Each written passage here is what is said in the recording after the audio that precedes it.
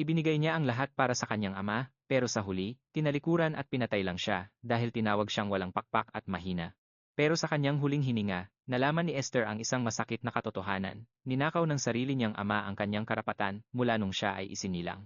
Ang maalamat na 7 pakpak. Ngayon, muli siyang nabuhay at babawiin ang kanyang pinakamalakas na kapangyarihan, at sa pagkakataong ito, wala na siyang ititirang awa. Isang dambuhalang larangan ng digmaan ang nabaon sa makapal at puting niebe. Nakakalat ang mga bangkay sa nagyayelong lupa, at sa gitna ng lahat ng ito, may isang lalaking nakatayo mag-isa. Nakatayo siya sa ibabaw ng mga bangkay na parang isang tahimik na berdugo. Ramdam sa kanyang presensya ang isang nakakatakot na pagnanasang pumatay. Nang maramdaman niyang may dumarating sa kanyang likuran, hindi man lang siya lumingon, isang matandang lalaki ang lumitaw sa likod niya, kalmado, at hindi natitinag. Tinitingnan siya nito na parang sinusuri lang ang isang gamit. Tinanong ng matanda kung bakit siya narito. Gayong dapat sana ay pinamumunuan niya ang pananakop sa silangan, yumuko ang binata at nagnitnit ang kanyang mga kamao. Habang nagngangalit ang kanyang mga ngipin, sinabi niyang bumalik siya para talunin ito.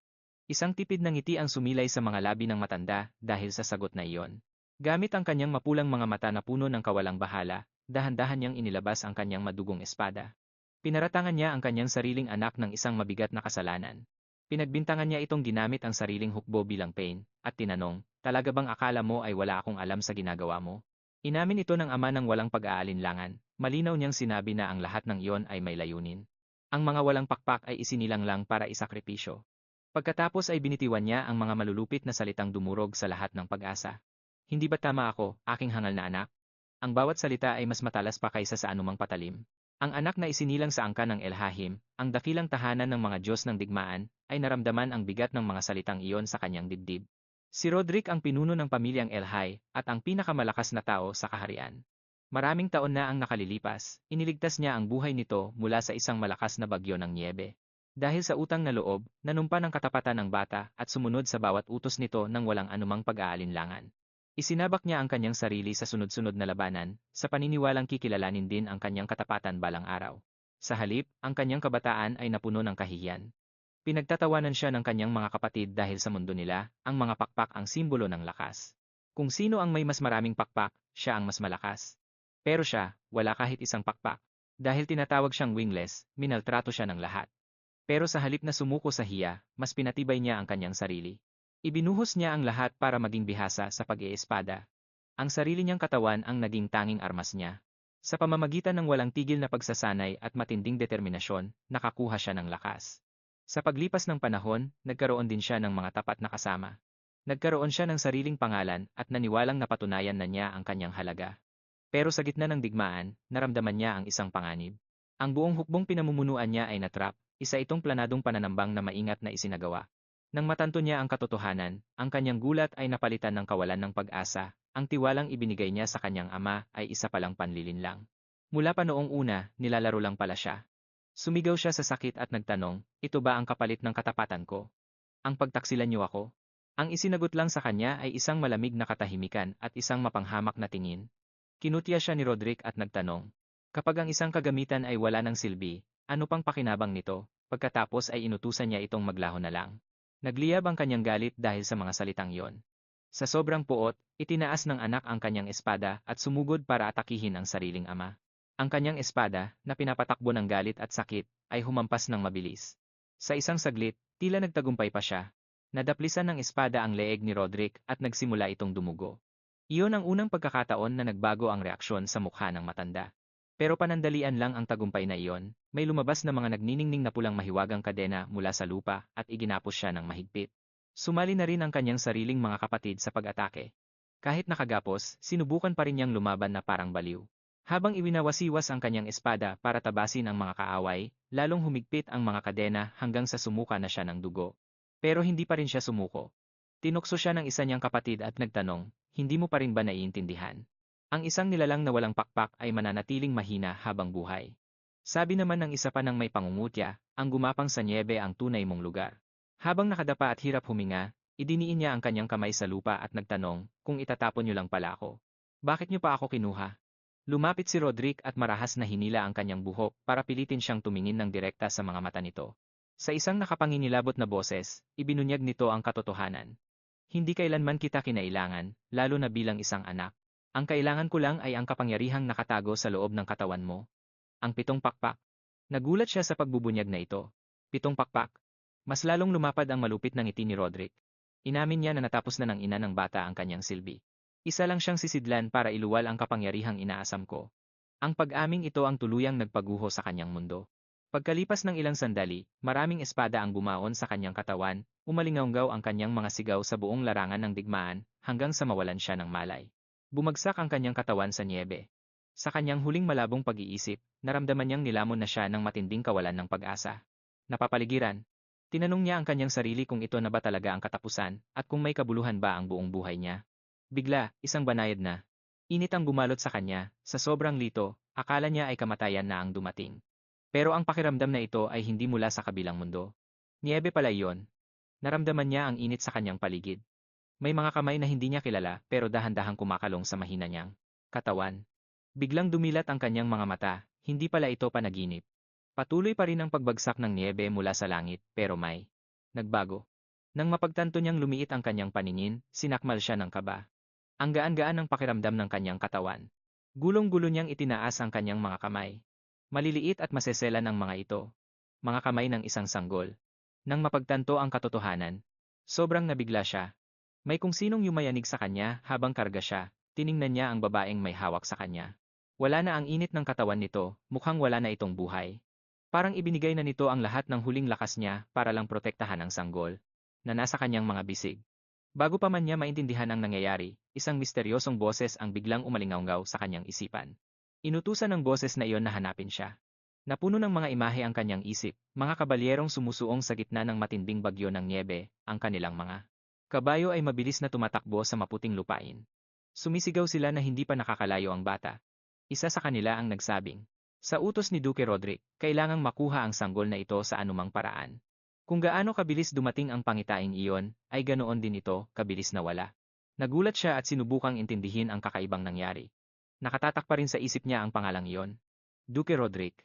Kinabahan siya sa pagbanggit ng pangalang iyon. Ang mga taong naghahanap sa sanggol ay siya pala mismo ang hinahanap. Bumalik ang mga alaala ng isang gabi sa gitna ng gulo at bagyo. Noong una silang magkita, nagkaroon siya ng hinala. Bumalik ba siya sa nakaraan? Noong una ay binaliwala niya ang naisip na iyon, pero isang kakaibang liwanag ang kumislap sa kanyang mga mata na nagpatunay sa kanyang hinala. Kahit na hindi pa sigurado ang lahat, may isang bagay na malinaw. Ang manatili doon ay nangangahulugang mahuhulog ulit siya sa mga kamay ng malupit na Duke na iyon. Gamit ang talino ng isang veteranong mandirigma na nakulong sa katawan ng isang sanggol, pinilit niyang kontrolin ang kanyang mahihinang bias.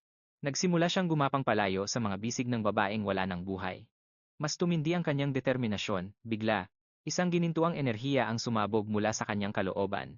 Bilang sagot sa kanyang kagustuhang mabuhay, isang kapangyarihan ang dumaloy sa maliit niyang katawan. Naglabas ng init ang kanyang mga kamay na nagpatunaw sa makapal na niebe sa bawat haplos niya, habang hinihila niya ang kanyang sarili sa nagyelong lupa. May naiiwan siyang nagniningning na bakas sa kanyang likuran, pero may hangganan din ang katawan ng isang sanggol. Sobrang pagod na siya. Bumagal ang kanyang paghinga. Nanginginig ang kanyang mga kamay at paa na parang may apoy sa loob, bumagsak siya sa niebe. Hindi na siya makagalaw pa. Pero tumanggi siyang sumuko. Kahit masakit, nag-aapoy pa rin ang determinasyon sa kanyang mga mata. Bumalik ang mga alaala ng pagtatraidor. Ang imahe ng kanyang malupit na ama na tinalikuran siya, punong-puno ng galit ang kanyang dibdib. Nagnitngit ang kanyang mga ngipin, tinipon niya ang natitirang lakas at bumulong ng sumpa sa gitna ng nagyayelong hangin. Roderick, isinusumpa ko. Kumislap ang enerhiya sa paligid ng maliliit niyang kamay at muli siyang gumapang. Nag-iwan siya ng mahabang bakas sa niebe hanggang sa tuluyan ng bumigay ang kanyang katawan, dahil sa sobrang pagod, nawalan siya ng malay sa paanan ng isang taong nakatayo malapit sa kanya. Isang batang babae ang unang nakakita sa bata, tuwang-tuwa siyang tinawag ang kanyang ama habang itinuturo ang sanggol na nahanap niya. Ang lalaking iyon ay kilala bilang si Viscount Highfried. Lumapit ang lalaki na parang hindi makapaniwala.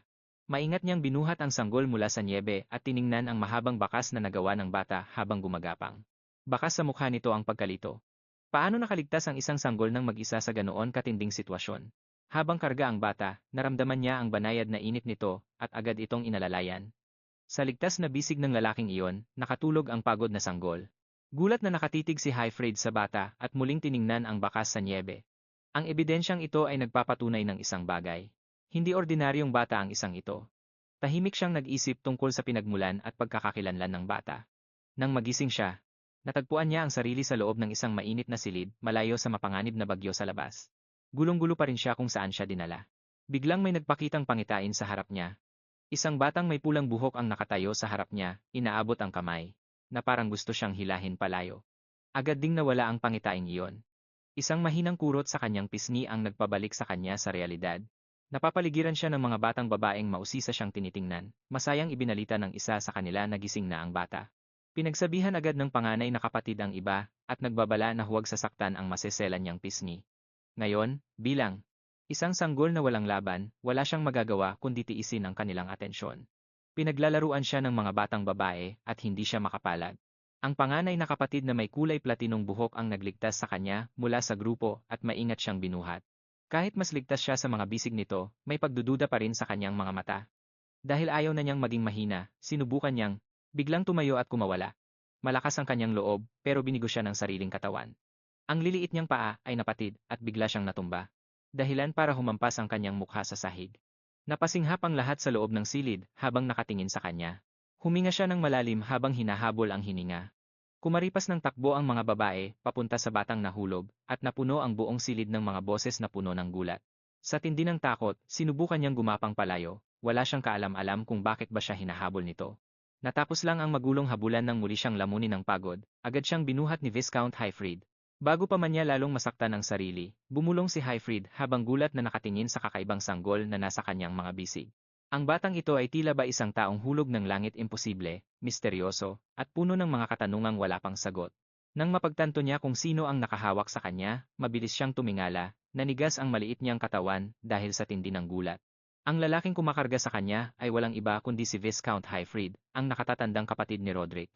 Pagkakilala sa kanya, tila ba tinamaan siya ng kidlat, hindi makapaniwalang tiningnan ni Astor ang kanyang paligid. Isa ba itong ibang tahanan ng Elham bloodline?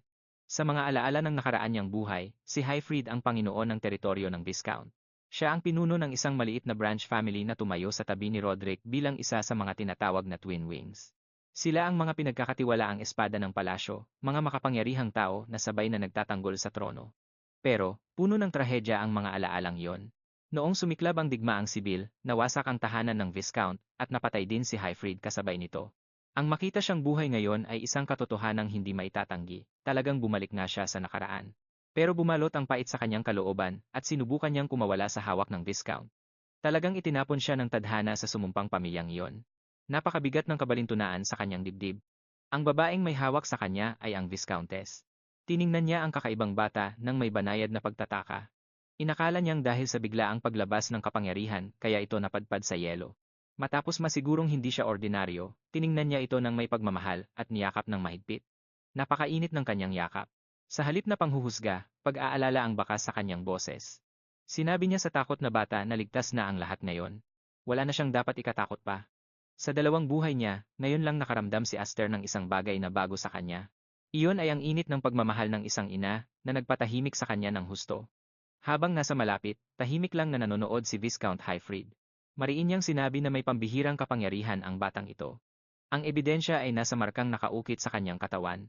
Maingat na itinaas ng Viscountess ang manggas ng damit ng sanggol at tumambad ang isang nagniningning na pulang simbolo. Nang makita niya ito, rumehistro ang matinding gulat sa kanyang mukha. Bulong niya nang hindi makapaniwala, 7 wings. Nanigas ang buong katawan ni Astor. Hindi niya lubos maisip kung bakit muling lumitaw ang markang iyon pagkatapos ng lahat ng pasakit na dinaanan niya. Biglang sumabog ang mga alaala sa kanyang isipan na parang nagngangalit na alon. Malinaw na umalinggaw ang mga salita ni Roderick. Kailanman ay hindi binalak ng duke na palakihin siya bilang isang anak. Inampon lang siya nito para sa isang partikular na layunin. Ang layuning iyon ay ang nakawin ang kapangyarihang nakatago sa loob ng kanyang katawan. Ang 7 wings sa simula pa lang, ang lahat ng ito ay isang panlilinlang. Tinawag siyang wingless, habang palihim namang pinag-iinteresan ang tunay niyang lakas. Sa nakaraan niyang buhay, ninakaw sa kanya ang kanyang mga pakpak. Nag-alab ang galit sa kanyang loob. Ang pang-aapi, pagtataksil, at ang malupit na pagtataboy sa kanya lahat ng iyon ay muling nagbalik ng sabay-sabay. Nang mapansin ng Viscountess ang pagbabago sa mukha ng bata, nag-aalala siyang tumingin sa kanyang asawa at nagtanong kung ano ang gagawin nila. Agad na naramdaman ni Astor ang panganib. Kung mapupunta muli ang kapangyarihang ito sa kamay ng pamilya Elham, muling mauulit ang kasaysayan. Hindi niya hahayaang mangyari iyon, kailangan niyang kontrolin ang sarili niyang tadhana, at kailangan niya ng lakas para makapaghiganti. Nang walang pag-aalinlangan, ibinigay ni Viscount Highfried ang kanyang desisyon. Ipinahayag niyang aampunin niya ang batang ito. Nakaramdam ng matinding gulat si Aster, hindi siya makapaniwala sa narinig niya, kalmadong lumapit ang Viscount. Walang bakas ng kasakiman sa kanyang mga mata, at wala ring anumang nakatagong interes. Maingat niyang ipinatong ang kanyang kamay sa ulo ng bata nang may pagmamahal. Nagsalita siya ng may buong katapatan. Para sa kanya, ang batang nasa harapan niya ay parang isang maliit na ibon na hindi pa kayang lumipad. Aalagaan niya ito at palalakihin ng mabuti. Hanggang sa dumating ang araw na matutunan na nitong itidlad ang kanyang mga pakpak. Ngayon, kailangan na niyang matutong lumipad ng malaya. May kung anong nanginginig sa kaloob-looban ni Aster. Napakailap at kakaiba para sa kanya ang gayong kabaitan. Ito ang init na hindi niya kailanman naramdaman sa dati niyang buhay. Biglang may narinig na malakas na kalabog sa hallway. Nakikinig pala ng palihim ang isa sa mga anak ng Viscount. Nadulas siya at nagpatong-patong ang iba pang mga babae sa kanya. Mabilis na lumingon si Highfried at nagtanong kung 2 anak lang ba niya ang nakikinig. Lumabas na ang 4 na magkakapatid ay sabay-sabay na nag-iespya. Tumayo ang panganay na kapatid habang nahihiya at nagdahilang nag-aalala lang sila sa bata. Sa kabila nito, nanatiling magaan ang paligid. Tiningnan ng may pag-usisa ng isang batang babaeng may pulang buhok ang sanggol at nagtanong kung ano ang ipapangalan dito. Napangiti naman ang Viscountess. Binuhat niya ang bata sa ilalim ng liwanag ng buwan. Binigyan niya ito ng isang makahulugang pangalan na sumisimbolo sa isang bagong bituin. Lumipas ang panahon. Pagkaraan ng 10 taon, nakatayo pa rin ng marangal ang mansyong iyon. Dumaan si Highfried, na ngayon ay may edad na, at bumukas ang pinto. May isang batang lingkod na lumapit. Si Esther to. Ang dating kaawa-awang sanggol ay isa ng ganap, matikas, at bilib sa sariling binata. Sa likod ng kanyang mga mata na kalmado pero tila yelo sa lamig, may nakatagong matinding lakas. Bumaba siya ng karwahe at para sa dalagang si Elfin na may pulang buhok, inilahad niya ang kanyang kamay nang may paggalang para alalayan itong bumaba. May paglalambing niyang pinaalalahanan ang dalaga na mag-ingat.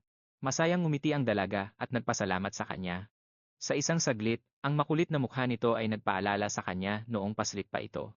Tahimik lang siyang pinagmasdan ni Esther. Bakas ang init ng pagmamahal sa kanyang mga mata. Sabay silang naglakad patungo sa isang malaking pagtitipon. Ito ang sword ball na inorganisa ng El High House ni Duke. Isang bonggang okasyon ito na ang layunin ay patatagin ang alyansa ng bawat panig.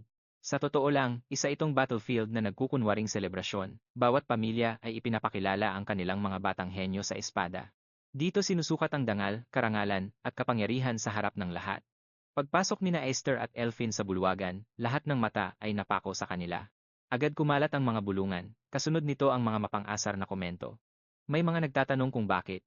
Bakit kumuha ang pamilya ng Viscount ng isang ampon na wala namang pangalan imbes na isang tunay na tagapagmana, ang iba naman ay harap-harapan silang pinagtatawanan. Sinasabi nilang pinili ng pamilya ang kahihiyan kaysa sa dangal. Tinitingnan si Esther mula ulo hanggang paa ng mga matang puno ng galit. Kinu-question nila ang kanyang pagkatao. Duda sila sa kanyang lakas, pakiramdam nila, wala siyang karapatang tumayo roon. Kalmado lang si Esther. Dahan-dahang nilibot ng kanyang mga mata ang buong paligid, tinitingnan ang lahat ng poot na ibinabato sa kanya. Hinigpitan ni Elfin ang hawak sa kamay niya, binalaan siya nito na huwag pansinin ang malulupit na bulungan ng mga tao. Sa mga ganitong lugar, kapag nagpakita ka ng kahinaan, siguradong tatapakan ka lang, walang sinabi si Esther. Hindi man lang nagbago ang reaksyon ng mukha niya. Nanatili siyang kontrolado habang tinatanggap ang lahat ng tensyon sa paligid. Imbes na mahiya, ginawa niya itong inspirasyon para lalong maging matatag at magpatuloy sa paglakad. Narinig niya ang boses ni Highfried sa likuran niya. Habang nakatayo sa harap ng dambuhalang Ducal Castle, ipinaliwanag nito ang sitwasyon ng kanilang pamilya ngayon. Gusto niyang mamulat si Esther sa malupit na katotohanan. Pagkatapos, bahagyang lumingon si Highfried at nagtanong. Nadidismaya ba ang anak niya sa kanyang nakikita? Tumingin si Esther sa malayo, isang tipid pero puno ng kumpiyansang ngiti ang gumuhit sa kanyang mga labi. May halong pagre-rebelde ang kanyang sagot. Hinding-hindi po, ama. Ang ganitong klaseng malamig na paligid ay swak na swak para sa akin. Matatag ang kanyang sagot. Sandaling natigilan si Highfried bago biglang tumawa, baka sa mukha nito ang labis na pagmamalaki. Nakaramdam siya ng matinding ginhawa sa sinabi ng bata. Sa sandaling yon, muling bumalik ang mga lumang alaala sa isip ni Esther. Ang lugar na ito ang naging saksi sa pinakamasakit na pag-alipusta sa kanya noon. Sa dati niyang buhay, nakatayo siya rito na hiyang-hiya at tila basahan sa harap ng lahat. Sa loob ng mga pader na ito siya nilait ng husto noon. Pero ngayon, iba na ang usapan. Nabawi na niya ang 7 wings. Ang lakas na kinuha sa kanya dati ay muling nag-aapoy sa loob ng kanyang katawan. Nagliyab ang determinasyon sa kanyang mga ginintuang mata. Ang paghihiganti ay hindi na lang isang pangarap. Habang katabi ang kanyang ama at si Elfin, tinitigan ni Esther ang dambuhalang gusaling yon. Punong-puno ang lugar na yon ng pait at galit. Mula sa isang mataas na balkonahe, pinagmamasdan siya ng kanyang mga dating kapatid sa labas. Habang nakatingin sila sa kanya mula sa itaas, bakas ang kayabangan at puot sa kanilang mga mata. Hinuhusgahan at sinusuri nila ang bawat galaw niya. Pero nanatiling kalmado si Esther. Hindi man lang nagbago ang timpla ng mukha niya sa ilalim ng kanilang mapanuring mga mata. Ang kanyang katahimikan ang nagsilbi niyang baluti. Naisip niya sa kanyang sarili na ito na ang pinakaperpektong pagkakataon para bawiin ang kanyang dangal. Isang ngiti ang sumilay sa kanyang mukha. Oras na para sa isang pagpasok na kukuha sa atensyon ng lahat. Sa gitna ng Grand Hall, kasalukuyang nagaganap ang isang matinding labanan sa espada.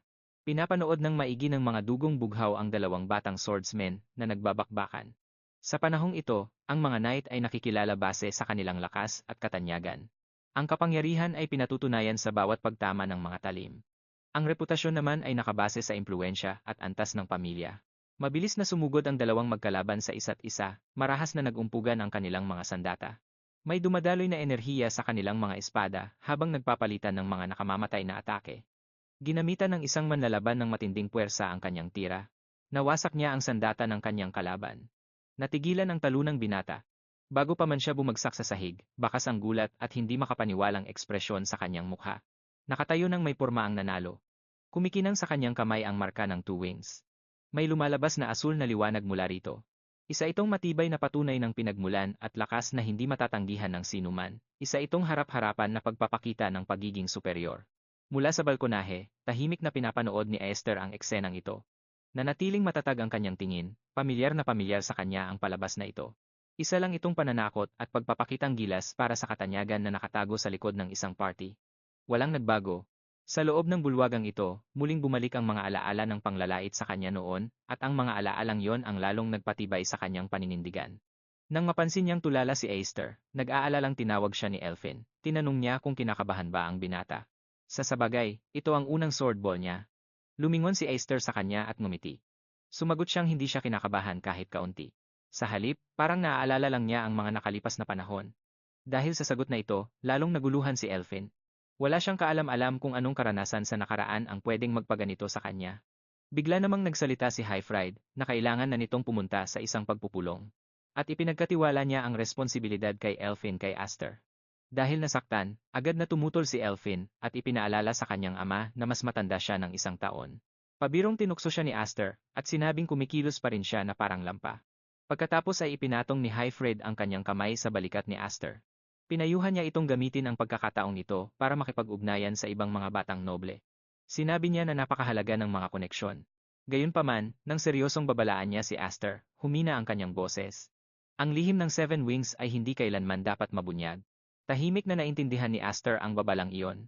Matapos umalis ni Highfried, nilibot niya ng tingin ang bulwagan. Bawat sulok ay puno ng mga mapanuring tingin at bulong-bulungan. Nag-uumapaw doon ang hinala at hayagang pagkamuhi. Ang pagbuo ng alyansa rito ay magiging sadyang mahirap at tila imposible. Ngunit sa halip na umatras, isang malamig na determinasyon ang namuo sa kanyang mga mata, nagsimula siyang maglakad pasulong. Kinakabahang nagtanong si Elfin kung saan siya pupunta. Nang hindi lumingon, mahinahon siyang sumagot na makikipagkaibigan lang siya. Gamit ang matatag na mga hakbang, bumaba siya sa grandeng hagdanan. Lumapit siya sa isang grupo ng mga batang noble na nakaupo sa sofa. Ang pinuno ng grupo, na isang lalaking may pulang buhok, ay tumingin sa kanya ng may panghahamak. Nagtanong ito kung sino si Aster. Magalang na sumagot si Aster. Bahagya siyang yumukod at may kumpiyansang ipinakilala ang sarili. Ako si Aster Elhai. Ikinagagalak kitang makilala, Kuya Derris. Tahimik niyang idineklara na siya ang kanilang bunsong kapatid. Gulat na napatitig sa kanya si Derris. Isang pangbatang noble na nagngangalang Grion ang lumapit at bumulong ng paliwanag. Nilinaw nito na si Aster ay isang batang ampon lang mula sa bahay ng Viscount. Agad na nagbago ang atmosfera, at ang panunukso ay nahaluan ng kuryosidad. Ngayon, ang atensyon ng lahat ay nakatutok na sa kanya, biglang tumawa ng malakas si Derris na parang baliw. Ngayon ay naintindihan na niya kung bakit naglakas loob ang batang ito. Naaliw siya sa kayabangan nito. Sa sandaling iyon, ang mga alaala ng nakaraang buhay ni Aster ay bumalik sa kanyang isipan. Malinaw niya silang nakilala. Si Derris at Grion ang dalawang tagapagmana ng pangunahing Elhai bloodline. Ang mismong mga tao na dating nang aapi sa kanya at siyang kumitil sa kanyang buhay. Sa kanyang nakaraang buhay, binigyan siya ng mga ito ng matinding takot. Sila ay makapangyarihan, hindi matalo, at nakakatakot. Noong panahong iyon, pakiramdam niya ay wala siyang silbi sa harap nila. Ngayon, sa ilalim ng maliwanag na ilaw ng Grand Hall, hindi na sila mukhang mga halimaw na hindi mapigilan. Para na lang silang mga batang sobrang taas ng tingin sa sarili na naglalaro ng kapangyarihan. Ang takot na dati ay bumabalot sa kanyang puso ay tuluyan ng naglaho. Dahil nararamdaman ang tensyon, agad na hinawakan ni Elfin ang kanyang kamay. Nagmamadali nitong tinawag ang kanyang pangalan at sinubukang hilahin siya palayo. Giit niya na tapos na ang pagbati at dapat na silang umalis sa lugar na iyon. Bago pa sila makatalikod, umalingaw sa hangin ang nangungutyang boses ni Darius. Kinausap niya si Elfin na tila ba napakalapit nila sa isa't isa. May halong pangungutya niyang sinabi na muling nagtatago si Elfin sa likod ng kanyang ama. Buong kayabangan niya silang inutusang lumapit. Na para bang tumatawag lang siya ng mga katulong para sa kanyang libangan. Ipinarating niya ito bilang isang utos mula sa main house. Natigilan si Elfin nang marinig ito. Nanigas ang kanyang katawan habang nakatalikod sa kanila. Gayunpaman, nag-aapoy ang galit sa kanyang mga mata. Ang insultong dala ng utos na iyon ang nagtulak sa kanya sa limitasyon. Agad niyang tinanggihan ang hiling na iyon at malinaw na nagpahayag. Walang relasyong amo at katulong sa pagitan ng main branch at ng kanilang pamilya. Habang naghahanda siyang makipagharap, hinawakan ni Aster ang kanyang pulso. Mahigpit ang pagkakahawak nito. Pinigilan niya si Elfin bago pa ito makagawa ng anumang kamalian. Habang pinipigilan siya, mahinahong nagsalita si Aster. Sinabi niya na hindi pa siya tapos sa kanyang sasabihin. Ang kanyang kalmado na asal ay kabaligtaran ng mainit na atmosfera sa paligid nila. Sa ilalim ng kanyang kalmadong ekspresyon, tahimik na nabubuo ang kanyang mga plano. Napansin ni Darius ang pagpipigil na iyon, at isang malupit na ngiti ang sumilay sa mukha nito. Dahil nakakita ng pagkakataon, lalo pa niyang ginalit ang mga ito. Hayagan niyang inatake ang ama ni Elfin. Ipinapaalala niya sa lahat na kahit isa itong knight, nabigo itong protektahan ang hari. Bilang parusa, pinutol ang kamay nito. Ang mga salitang iyon ay parang latigo para kay Elfin. Bakas ang hiya at sakit sa kanyang mukha. Dahil sa bigat ng kahihiyang iyon, napayuko na lang siya. Patuloy pa rin sa pagsasalita si Darius. Sinabi niya na nagpapasalamat siya na wala siyang daloy ng dugo ng isang kaawa-awang tao. Hindi na matanggap ni Elfin ang pang-uuyam na ito, sumabog ang kanyang galit, sumigaw siya at sinabing dapat nitong bawiin ang kanyang mga sinabi. Tumanggi siyang hayaan ang sinuman na bastusin ang kanyang ama. Pagkatapos, sa isang mapang-insultong kilos, binuhusan ni Darius si Elfin ng wine. Nadumihan ng pulang likido ang kanyang damit, nangutya ito na dapat ay basahan na lang ang isuot niya sa susunod. Para hindi siya mag-alala kung madumihan man ang mamahaling damit. Sa sandaling iyon, humakbang pasulong si Aster. Noong una, tinatanong niya ang sarili habang papalapit sa kanila. Kung muli ba niyang makikita ang mga mukhang ito, may mararamdaman kaya siya? Magagalit ba siya o makakaramdam lang ng kawalan? Bigla niyang iniunat ang kanyang kamay at inagaw ang bote ng wine mula sa isang hindi kilalang noble sa malapit. Napakabilis ng kanyang mga galaw. Nang makita niya si Elfin na nakatayo doon sa nakakahiyang kalagayan at naluluha, may kung anong nag-apoy sa loob niya. Nakaramdam siya ng ginhawa at tiniyak ang isang bagay. Kaya pa rin niyang magalit. Hindi nawala ang damdaming iyon. Mahinahon niyang tinawag si Darius sa pangalan nito. Sa isang mabilis na pitik ng kanyang pulso, inihagis niya ang bote ng wine sa hangin. Ang bote ay umikot sa hangin at dumiretso sa ulo ni Darius. Bago pa man ito tumama, bigla itong huminto sa ere. Isang hindi nakikitang puwersa ang pumipigil dito. Tinitigan siya ni Aster ng may matinding pandidiri. Idineklara niya na hindi pa sila tapos mag-usap. Puro basura rin pala ang mga kasama nila. Sa isang maliit na kumpas lang ng kamay, ginawa niyang matalim na sandata ang botelyang nakalutang sa hangin. Nang sumunod na sandali, marahas itong nagkadurog-durog. Tumalsik ang pulang alak at basang-basa si Darius mula ulo hanggang paa. Nagulat ang lahat sa paligid dahil sa biglaang panghihiyang ito. Pero si Aster, nanatiling nakatayo ng tuwid sa gitna ng kaniyang nakakatakot na katahimikan. Nakatayo siya sa harap ng mga bagsak na noble na parang isang hari. Nakasandal ang kaniyang espada sa gilid, habang tumutulo ang sariwang dugo mula sa talim nito. Sumigaw si Grind sa kaba habang tinatawag ang pangalan ng kaniyang kapatid, kasabay ng pagkakagulo ng mga tao sa paligid. Pinunasan ni Darius ang alak sa kaniyang labi, ang kaniyang mukha ay namimilipit sa gulat at galit. Pero sumagot lang si Aster ng napakakalmado. Minaliit niya ang dumi sa damit ni Darius at sinabing juice lang yon ng ubas. May kasama pang nakakalokong ngiti nang magsalita siya ulit. Sabi niya, ito raw ang tamang inumin para sa mga mayayabang na batang noble na akala mo ay kung sino. Pagkatapos, bumalik sa kaniyang isip ang mga alaala ng nakaraan. 3 taon na ang nakakalipas, isang malakas at hindi mapigilang ginintuang kapangyarihan ang biglang sumabog sa kaniyang katawan. Sa gitna ng kaguluhang iyon, narinig niya ang boses ng kaniyang ama. Inutusan siya nito na pigilin ang kapangyarihang iyon bago pa nito mawasak ang lahat ng nasa paligid niya. Wala na sa kontrol ang sitwasyon. Isang kapatid na babae ang nakaluhod sa tabi ng kanyang walang malay na kapatid habang umaagos ang mga luha sa kanyang mukha. Nagmamakaawa siya na tumigil na ito. Si Elfin, ang kanyang panganay na kapatid, ay sumisigaw sa takot at pinipilit siyang itigil na ang nagliliyab na kapangyarihang iyon. Umiikot ng marahas ang itim na kapangyarihan kasama ang nakakasilaw na ginintuang liwanag. Doon niya lang talaga naintindihan kung gaano kadelikado ang Seven Wings. Napakabigat ng puwersang iyon. Halos hindi na niya ito makontrol. Muling rumeshistro sa kanyang isip ang nag-aalalang mukha ng kanyang ama. Inisip nila kung magagawa pa ba ni Aster na pasunurin ang ganoon kalakas na kapangyarihan. Noong oras na yon, tila isang sumpa ang tingin niya rito. Parang lalamunin siya ng kapangyarihang iyon. Pero ngayon, iba na. Natutunan na niya itong kontrolin. Biglang narinig ang malalakas na yabag sa conference room. Isang tauhan ang pumasok ng taranta at ibinalitang may nangyaring malubha. Agad na itinigil ni Hyfried ang pagpupulong at nagtanong kung anong gulo ang nangyari. Hinihingal na ikinuwento ng tauhan ang lahat. Sinabi niya na may nagaganap na labanan sa pagitan ng mga batang miyembro ng pangunahing pamilya at ng ampon na anak. Agad na bumigat ang tensyon sa loob ng silid. Nagsukatan ng tingin si Viscount Hyfried at Duke Rick. Walang pag-aalinlangang tumayo si Hyfried at nagmamadaling lumabas. Humahampas sa hangin ang kaniyang kapa habang tumatakbo siya papunta sa gulo. Sa balkonahe, nakita niya si Elfin na tumatakbo sa kaniya ng may takot. Tinawag niya ang kaniyang ama at tinanong kung ano ang nangyayari sa ibaba. Sa malapit, isang noble na may nakakatakot na ngiti ang itinuro ang arena. Malakas niyang sinabi na bihirang makakita ng labanan sa pagitan ng mga tagapagmana ng Elhai. Ang resulta nito ay maaaring makapagpabago sa balanse ng mga pamilya. Dungaw na dungaw sina Hyfried at Elfin sa balkonahe. Sa ibaba, magkaharap sina Aster at Duris sa gitna ng arena. Nakangiting hula ng noble na magiging madugo ang labanang ito. Sa tono ng kaniyang pananalita, halatang hindi lang ito simpleng paligsahan. Isa itong pagpapakitang gilas ng kapangyarihan. Sa loob ng arena, inilabas ni Duris ang lahat ng kaniyang lakas at galit. Sumigaw siya na dapat parusahan ang sinumang mangahas na hamunin ang pangunahing pamilya. Inasar niya si Aster at tinawag itong isang askal na hindi alam ang tunay na lakas. Nagningning ang marka ng four wings sa likod ng kaniyang kamay. Naglabas ito ng asul na liwanag na nagdulot ng bulong-bulungan sa mga tao. Nagbulungan ang mga nanonood na gaya ng inaasahan, nasa ibang antas talaga ang anak ng Duke. Itinutok ni Duris ang dulo ng kaniyang espada sa mukha ni Aster. Pinilit niyang ipakita rin ni Aster ang marka nito. Tinanong niya kung nahihiya ba ang ampon na ipakita ito. Kalmado lang na sumagot si Aster. Inamin niya na ang pagmamayabang tungkol sa ganoong marka ay pambata at nakakahiya. Nanatili ang isang bahagyang ngiti sa kaniyang mga labi. Nakatayo lang siya ng walang bahid ng takot. Sinabi niya na hinding-hindi niya ibababa ang kaniyang sarili para lang magyabang ng lakas sa ganoong paraan. Direktang tinamaan ang pride ni Duris sa mga sinabi niya. Lumitaw ang ugat sa noo ni Duris at nagliyab ang galit sa kaniyang loob. Dahil sa sobrang galit, nagnitngit ang kaniyang mga ngipin. Pagkatapos ay nagbigay ng kondisyon si Aster, kapag nanalo siya, dapat humingi ng tawad si Duris kay Elfin sa harap ng lahat. Agad na pumayag si Duris, pero may hiningi rin siya. Kapag siya ang nanalo, magiging utusan niya si Aster.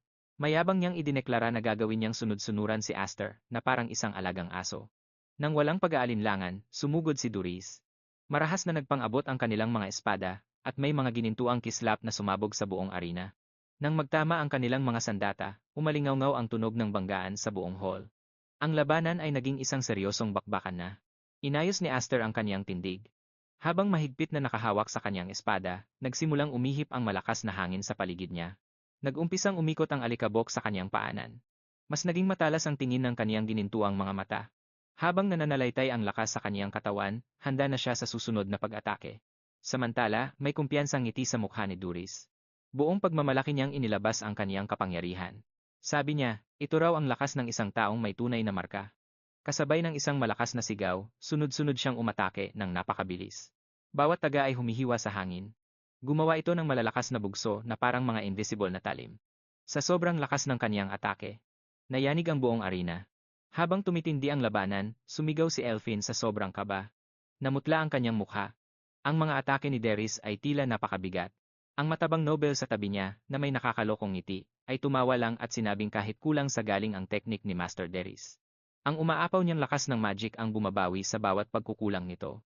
Mula sa katawan ni Daenerys, sumabog ang isang marahas na enerhiya. Ang mga may hawak ng winged emblems ay may likas na bentahe, at determinadong patunayan yun ni Daenerys. Sa kanyang kayabangan, pinagkumpara ni Daenerys ang agwat ng kanilang lakas, kung ang isang pakpak ay katumbas lang ng munting ningas. Ang apat na pakpak ay parang isang naglalagablab na pagsabog. Mula sa kanyang espada, sumabog ang mga apoy habang nagpakawala siya ng sunod-sunod na mababangis na atake. Agresibo siyang sumugod.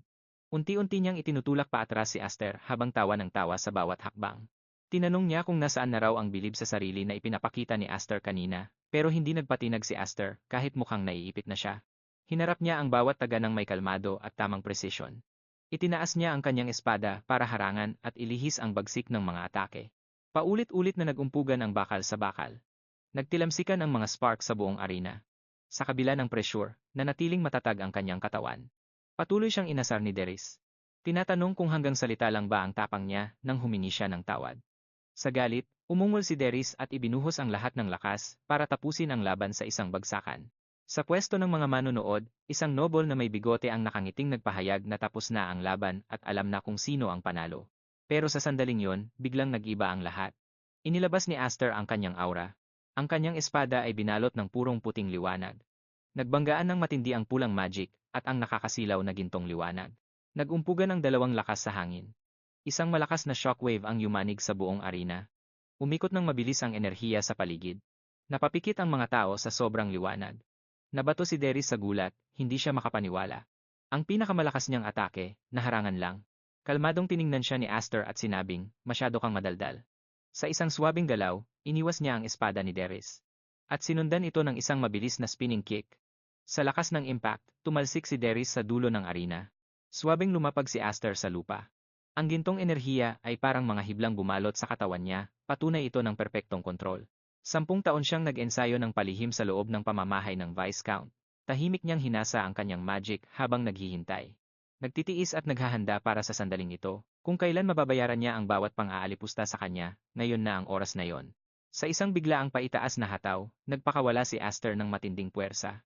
Tila nahati ang hangin, at ang gintong liwanag ay umalingaunggaw hanggang langit. Naiinig ang buong arena sa tindi nito.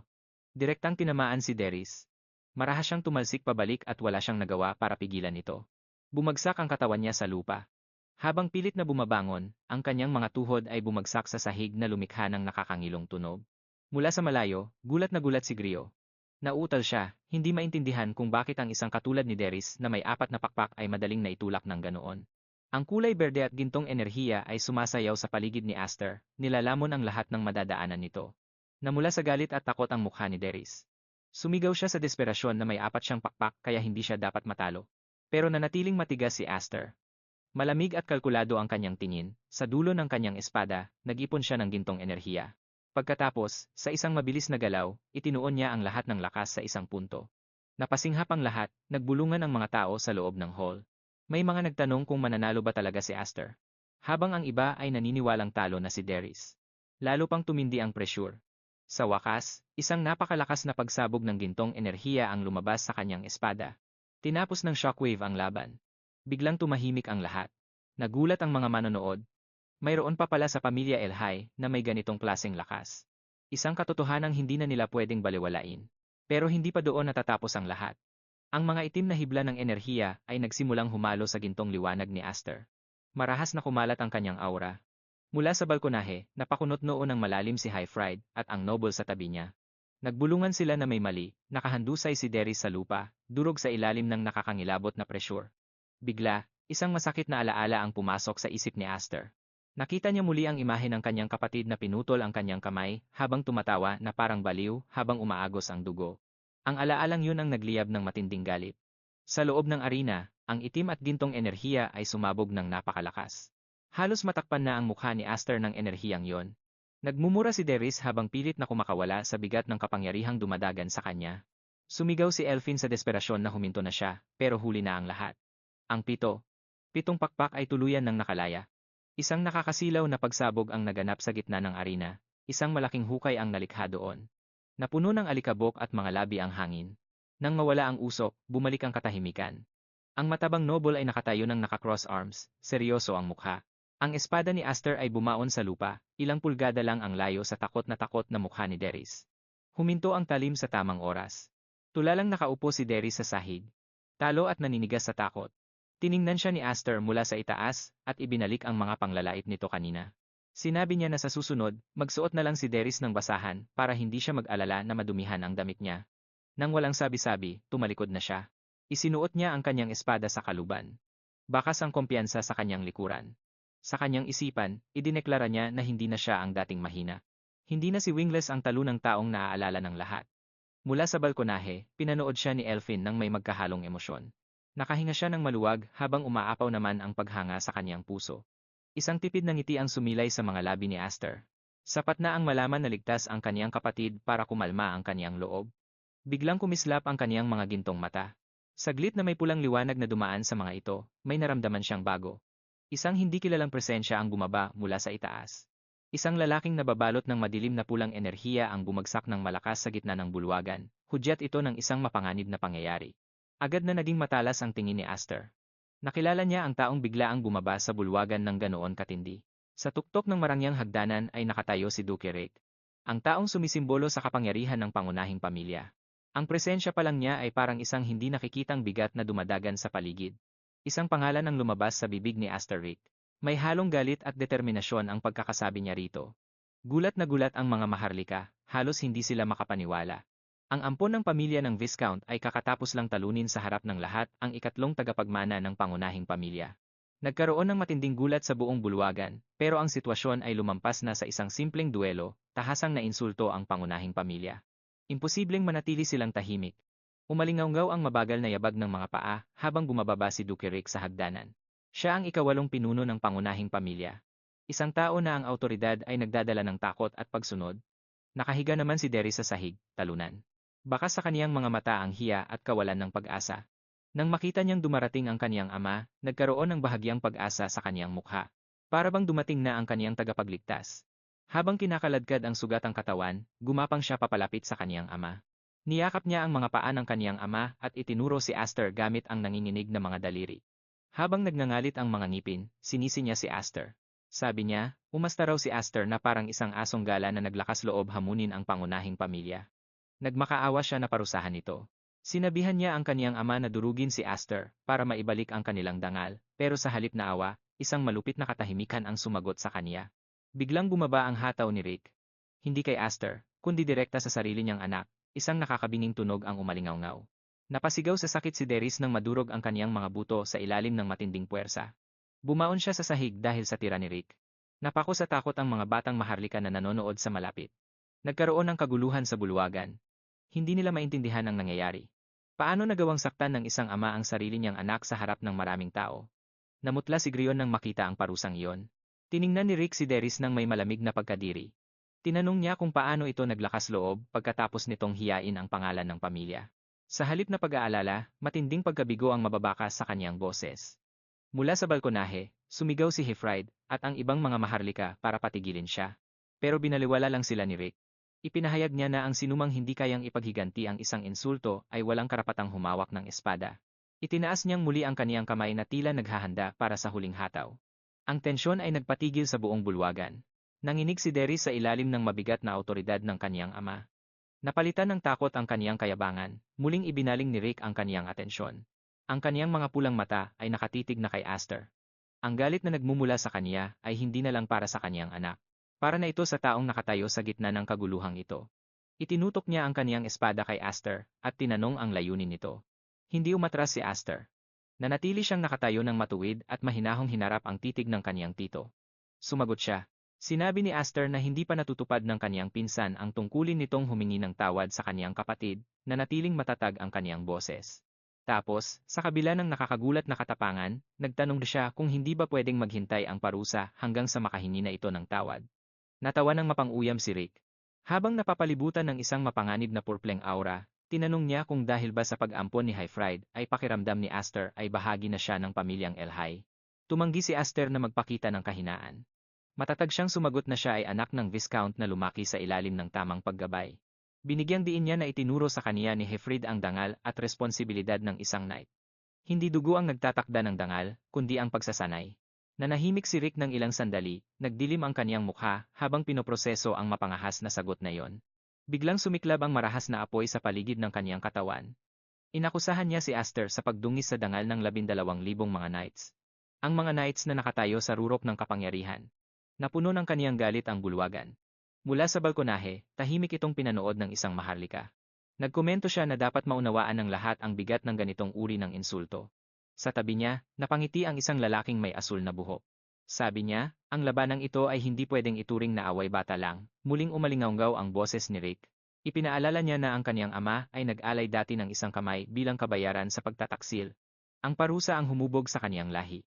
Lalong naging mabigat ang kapaligiran, nagkaharap ang dalawang malalakas na puwersa, ang ampon laban sa ama, at ang autoridad laban sa paghihimagsik. Ang tapatang ito ay naging mas mapanganib pa kaysa sa isang duelo. Ang dulo ng espada ni Duke Rick ay nakatutok na sa lalamunan ni Aster. Naroon ang matinding diin ng malamig na bakal.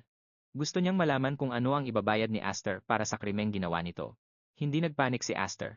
Habang humihinga ng malalim, hindi niya inalis ang kaniyang tingin at inihanda ang kaniyang sarili para sa susunod niyang hakbang. Sumagot siya ng may paggalang pero may paninindigan. Nilinaw niya na hindi ito basta-bastang away magkapatid lang. Isa itong formal na duelo. Sinagot niya ang pang-aalipusta sa kanilang pamilya gamit ang kanyang talim, wala nang iba pa. Nag-aapoy sa matinding galit ang mga mata ni Rick. Masyadong lohikal at matapang ang sagot ng bata. Tila ba hinahamon siya nito? Tinitigan siya ni Aster ng diretsyo sa mata nang hindi man lang yumuyuko. Inulit niya ang mismong mga salita ng Duke, na ang sinumang hindi kayang ipaghiganti ang pang-aapi ay walang karapatang humawak ng espada. Pagkatapos, buong tapang siyang nagpahayag. Hinding-hindi siya aatras, kahit isang pulgada man lang. Mula sa balkonahe, nanginig si Elfin habang pinapanood ang tensyong nagaganap. Binalot siya ng takot. Tinapik ng marahan ng noble na nasa tabi niya ang kanyang ulo para pakalmahin siya. Samantala, hindi naman makapaniwala ang isang binata sa nasasaksihan. Mahinang natawa ang lalaking may asul na buhok. Bumubulong na 10 taong gulang pa lang si Aster, pero nagagawa niyang kalabanin ang Duke. Parang imposible talagang mangyari ito. Nanatiling tahimik si Rick ng matagal, nanlilisik ang kanyang mapupulang mata sa panganib. Sa wakas, binunot na rin niya ang kanyang espada. Naging malamig at mapagmataas ang kanyang boses, inutusan niya si Aster na ilabas ang kanyang sandata. Saglit na nag-alinlangan si Aster, hindi niya inaasahan na ang Duke mismo ang magpapalala sa sitwasyon, bago pa man siya makakilos. Biglang gumuho ang lupang kinatatayuan niya. Isang hindi nakikitang puwersa ang nagpatalsik sa kanya sa hangin. Sa sumunod na sandali, tumama ang espada ni Rick. Tumama ang espada ni Rick sa mismong pwesto kung saan nakatayo si Aster kanina. Ang lakas ng impact ay lumikha ng malakas na shockwave. Nagkadurog-durog ang mga bato. Umalingonggaw ang lakas ng pagsabog sa buong hall. Napahawak si Elfin sa kanyang bibig, pinipigilan ang isang malakas na tili.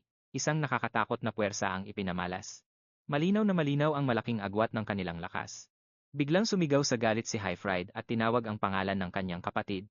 Para sa kanya, ang pag-atake na iyon ay isang duwag na paraan. Buong tapang siyang tumalon mula sa balkonahe habang nagliliwanag ang kanyang sandata. Humalang siya sa gitna ni Rick at Aster. Nagpingkian ang kanilang mga espada, nagtalsikan ang mga spark habang nagtatagisan ang dalawang sandata. Sa wakas, nagsimula na ang duelo sa pagitan ng mga pinuno ng dalawang pamilya. Nayanig ang Grand Hall sa lakas ng mga shockwave. Napakabagsik ng kanilang labanan. Dito nakita ang dambuhalang pagkakaiba ng kanilang lakas. Samantala, mabilis na tumakbo ang Viscount papunta kay Aster. Isang haligi ang biglang lumitaw. Isang higanteng haliging bato ang umangat mula sa lupa para harangan si Rick. Gulat na pinanood ni Highfried ang ginamit na defensive technique. Agad niyang tiningnan ang lagay ni Aster. Pilit na bumabangon si Aster habang umaagos ang dugo mula sa sugat sa kanyang noo. Puno ng pasa ang kanyang buong katawan. Pero kahit ganoon, hindi sumuko ang kanyang loob. Mas lalong nagningning ang kanyang mga mata. Halo-halong sakit, galit, at matinding determinasyon ang makikita sa kanya. Pinanood ni Duke Rick ang eksena ng may tipid na ngiti. Mukhang nasiyahan siya sa kinalabasan ng bakbakan. Nang hindi na dinagdagan pa ang gulo, tumalikod siya at mabilis na tumalon palayo. Bumalik siya sa balkonahe sa tabi ng kanyang talunang anak. Iniwan niya ang hall na balot pa rin ng matinding tensyon at gulat. Pinanood ni Highfried ang kanyang pag-alis at saka hinawakan ang balikat ni Aster. Hindi niya hahayaang harapin ng bata ang bunga nito ng mag-isa. Maya-maya pa ay binuhat ni Highfried si Aster. Bakas ang malalim na pag-aalala sa kanyang boses nang tawagin niya ang pangalan nito. Kahit puno ng dugo ang mukha at masakit ang katawan, nagawa pang ngumiti ni Aster. Sinabi niya sa kanyang ama na tinupad niya ang kanyang pangako, na ipagtanggol niya ang kanilang karangalan. Lumambot ang ekspresyon ni Highfried, pinuri niya ang kanyang anak dahil sa pagiging kahanga-hanga nito. Naghalo ang pagmamalaki at ginhawa sa kanyang mga mata. Samantala, umalis na si Rick habang nakasunod sa kanya si Derris na hiyang-hiya sa nangyari. Kalmadong lumapit ang noble kay Rick at sinabing masyadong naging malupit ang naging reaksyon nito. Huminto saglit si Rick at nagpaliwanag. Sinabi niya sa kanyang anak na kung hinayaan lang niyang magsalita si Aster ng walang parusa, masisira ang reputasyon ng main house.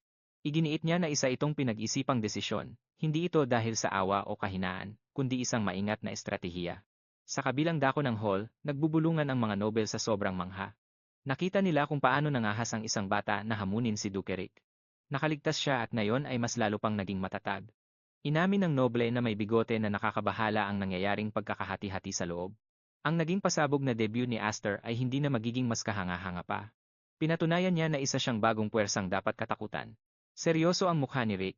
Ramdam niya na may malaking pagbabagong dumarating, isang unos na sisira sa lahat ng alyansa. Ang unos na ito ay sapat na para baguhin ang takbo ng kapangyarihan. Mahigpit na niyakap ni Elfin si Aster, habang nakatayo naman si Highfried. Nakatayo si Highfried sa tabi niya ng may pagmamalaki. May mga marka pa rin ng dugo sa balat ni Aster, pero nananatili ang kanyang matagumpay na ngiti. Saglit na natigilan si Aster. Napagtanto niya na napapalibutan siya ng mga taong hindi siya tinitingnan bilang gamit lang. Ang mga taong ito ay kasama niya bilang isang pamilya. Pagkatapos ay nagbago ang eksena, napunta ang atensyon sa training arena ni Viscount Elhaim. Isang bagong kabanata ng paghahanda at paglago ang malapit ng magsimula. Maraming mga knight ang nagbabantay sa training ground. Sa gitna ng ensayo, nagtatagisan ang dalawang mandirigma gamit ang mga espadang kahoy. Mabilis silang nagpapalitan ng mga atake at nagpapakitang gilas. Pinapanood sila ng isa sa mga knight habang nakangiti. Sabi niya, talagang kahanga-hanga ang ipinapakita nilang galing. Ang taong pinupuri niya ay walang iba kundi si Aster.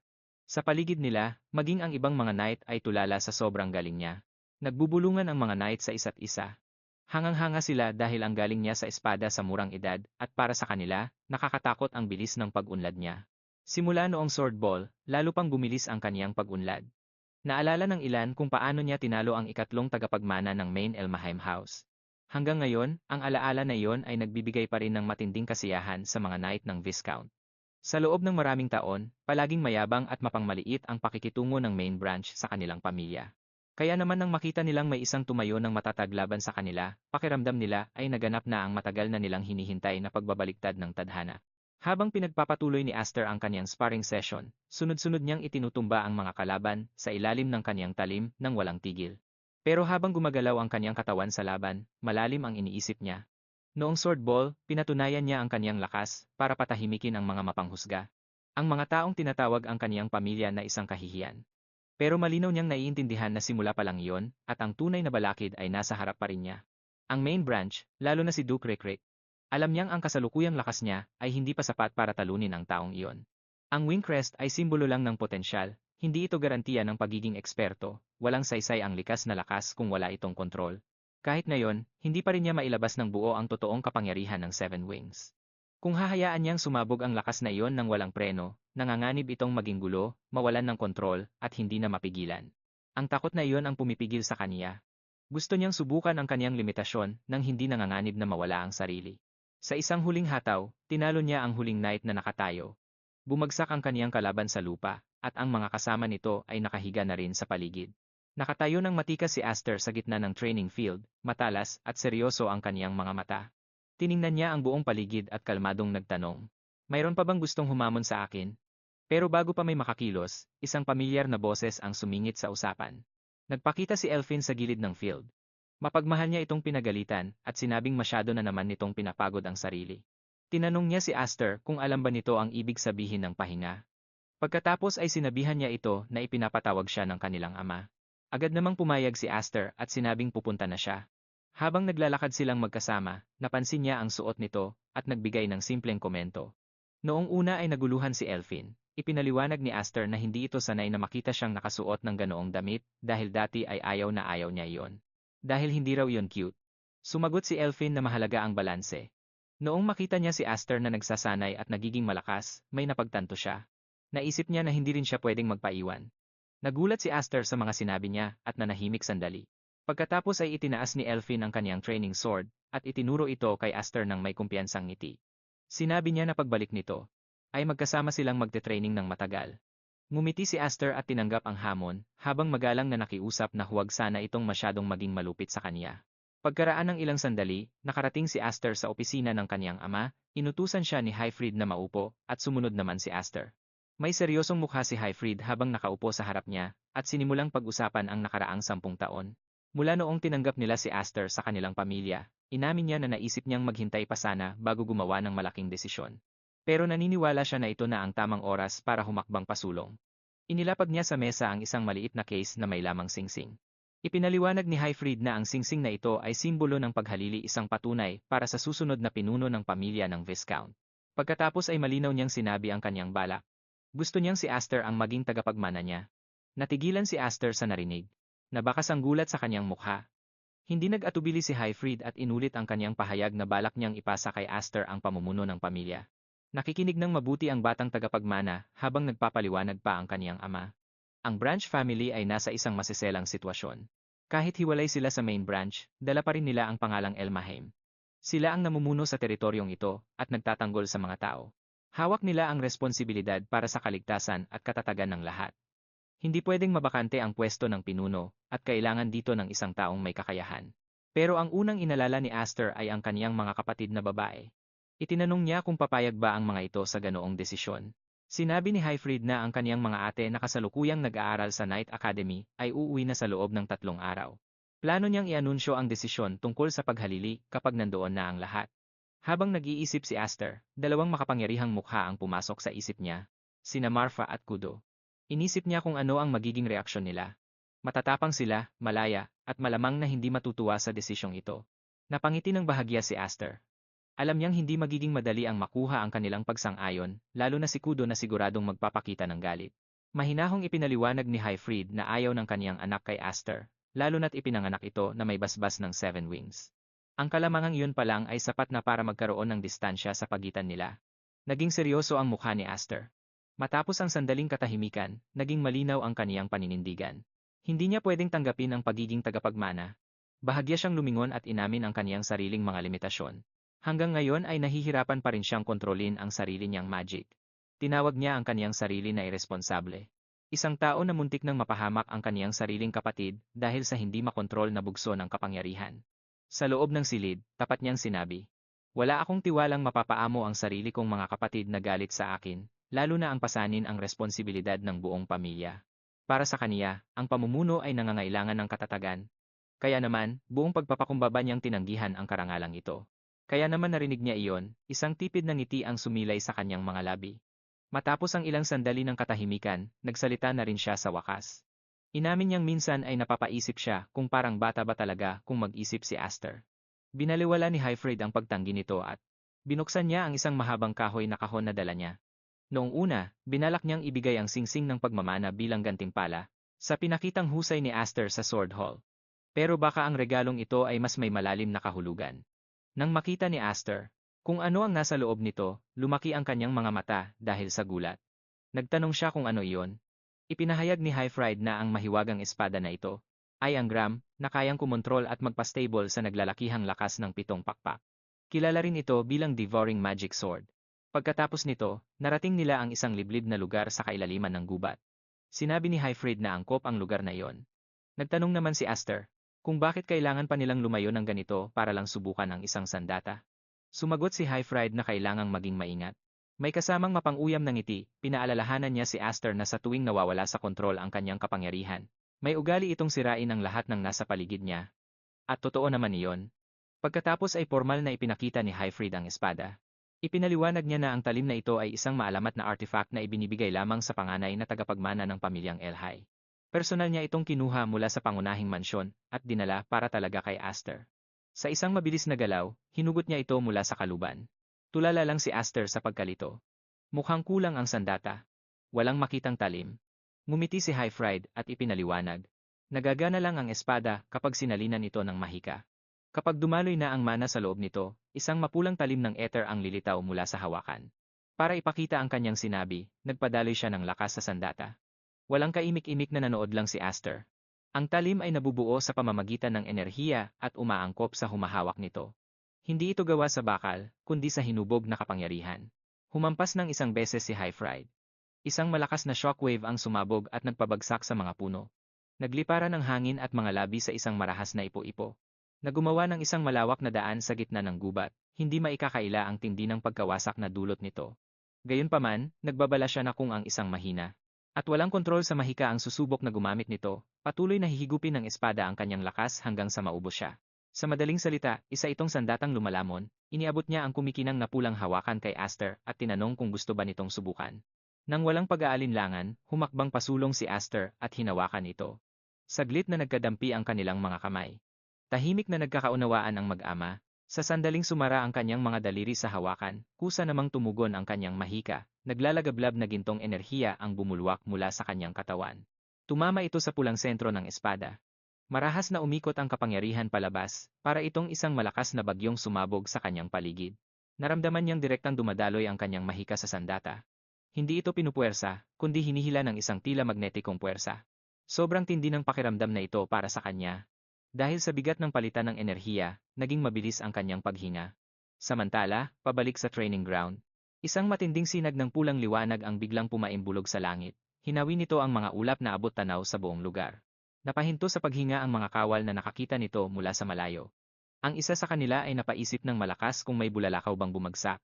Itinuwid naman siya ng isa pa at sinabing paitaas ang liwanag imbes na pababa. Nagdulot ang pangyayaring ito ng kaba at pagkalito sa lahat. Mula sa malayo, naramdaman ni Elfin ang kaguluhan. Kahit hindi malinaw ang paliwanag, agad niyang nakilala ang aura na iyon. Walang duda na ang kapangyarihang iyon ay kay Aster. Sa gitna ng gubat, napaluhod si Aster sa isang tuhod, sobrang pagod ang kanyang nararamdaman.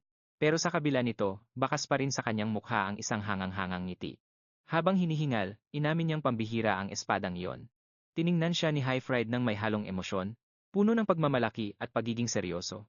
Sinabi niya sa kanyang anak na ang tunay na himala ay hindi ang talim, kundi ang kapangyarihan, na nananahan sa loob nito. Pagkatapos ay may ibinunyag siyang mahalagang bagay. Sa buong kasaysayan ng pamilyang Elhai, wala pang nagkaroon ng 7 pakpak na marka. Si Aster lang ang bukod tanging may ganoong pamana. Patuloy na naglalakad si Highfried sa kailaliman ng gubat habang nagsasalita. Kung lubos na makokontrol ni Aster ang lakas na iyon, kung pamumunuan niya ito sa halip na matakot, malalagpasan niya kahit ang mga mandirigmang may 6 na pakpak. Malalagpasan niya si Highfried at maging si Rick. Biglang pumasok ang imahe ni Rick sa isip ni Aster. Ang alaala ng taong iyon, na sa nakaraang buhay niya ay napakalakas at hindi matalo-talo, ay nagpagising ng isang bagay sa kanyang kalooban. Isang nag-aapoy na determinasyon ang kumislap sa kanyang ginintuang mga mata. Gusto niya itong malampasan.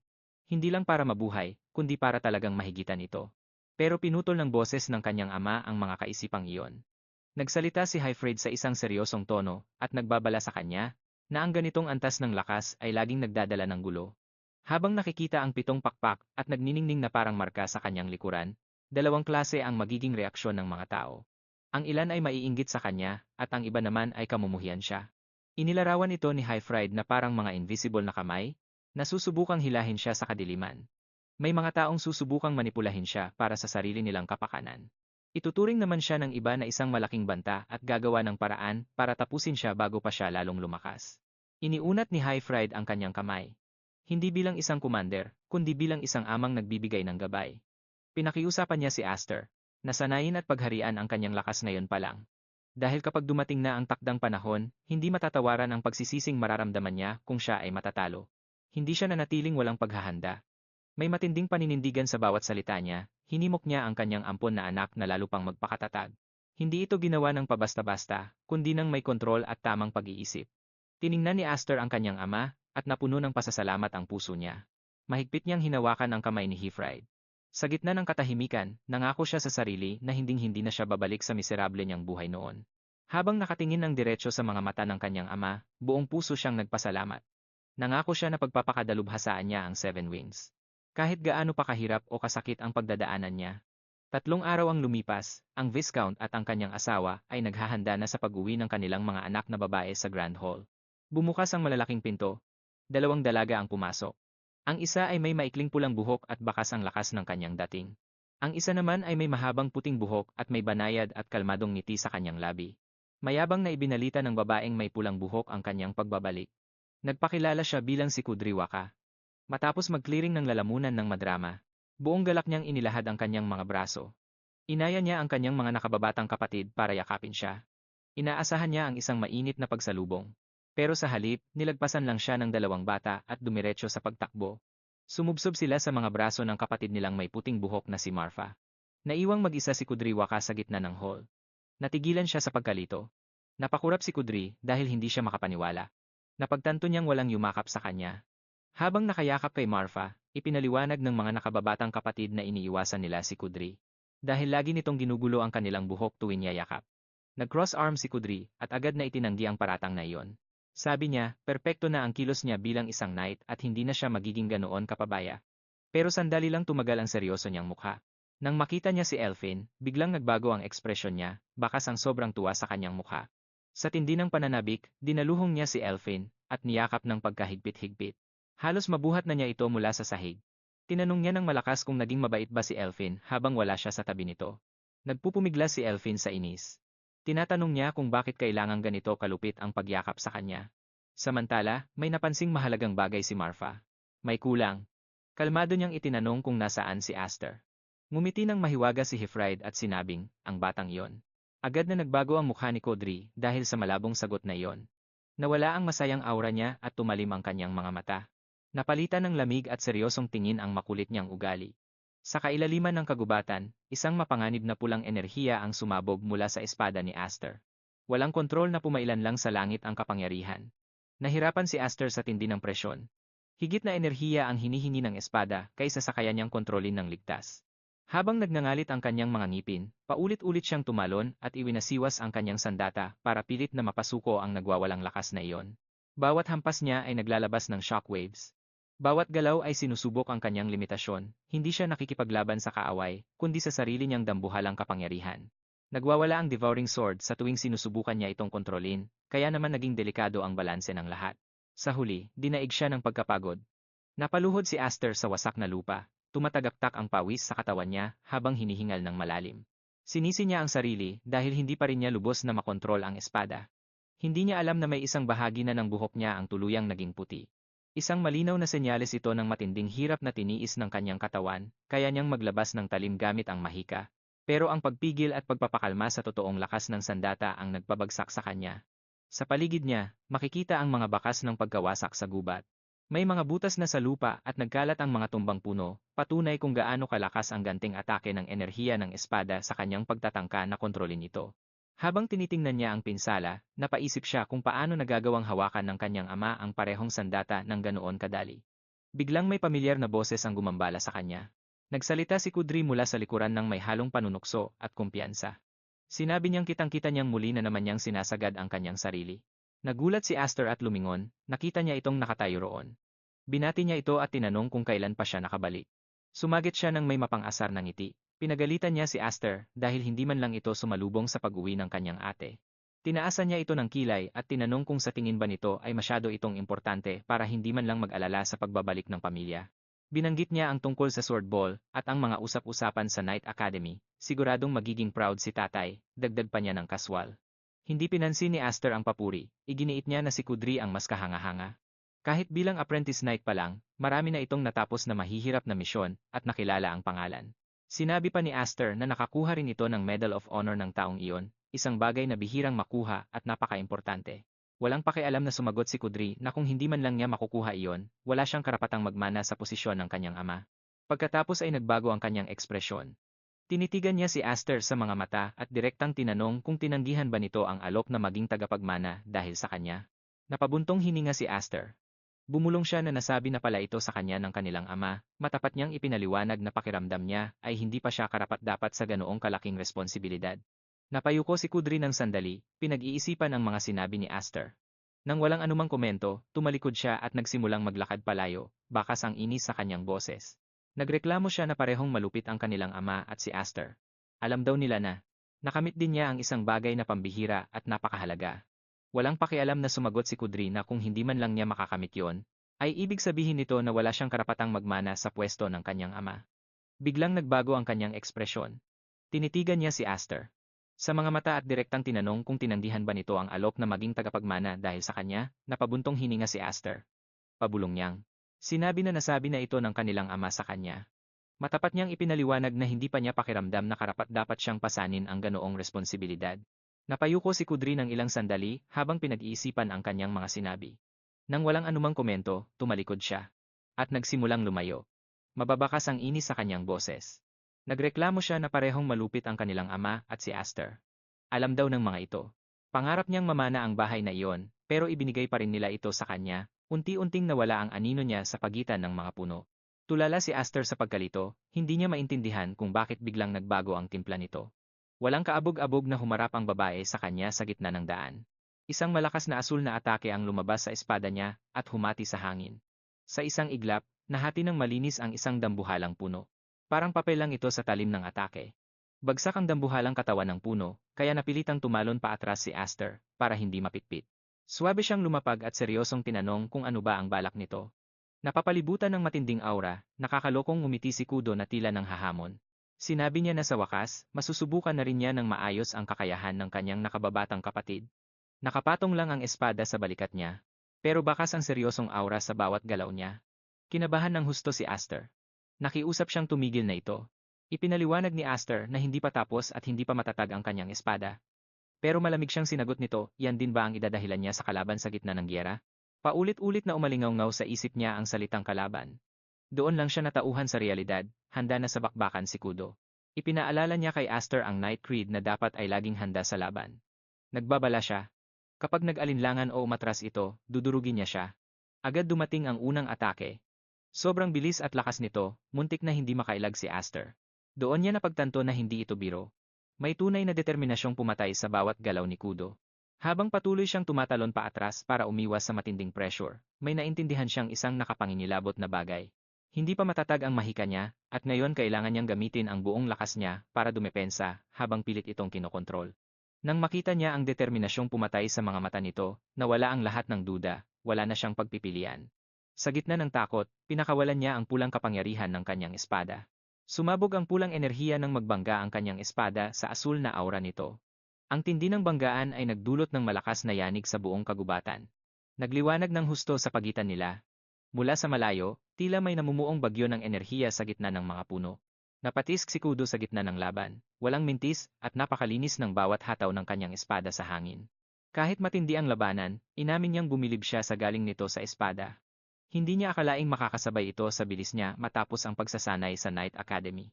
Isa-isang sinalag ni Aster ang mga atake. Paatras siya ng paatras sa bawat tama. Biglang nag-iba ng porma si Kudo at nagpakawala ng isang mapanirang hataw.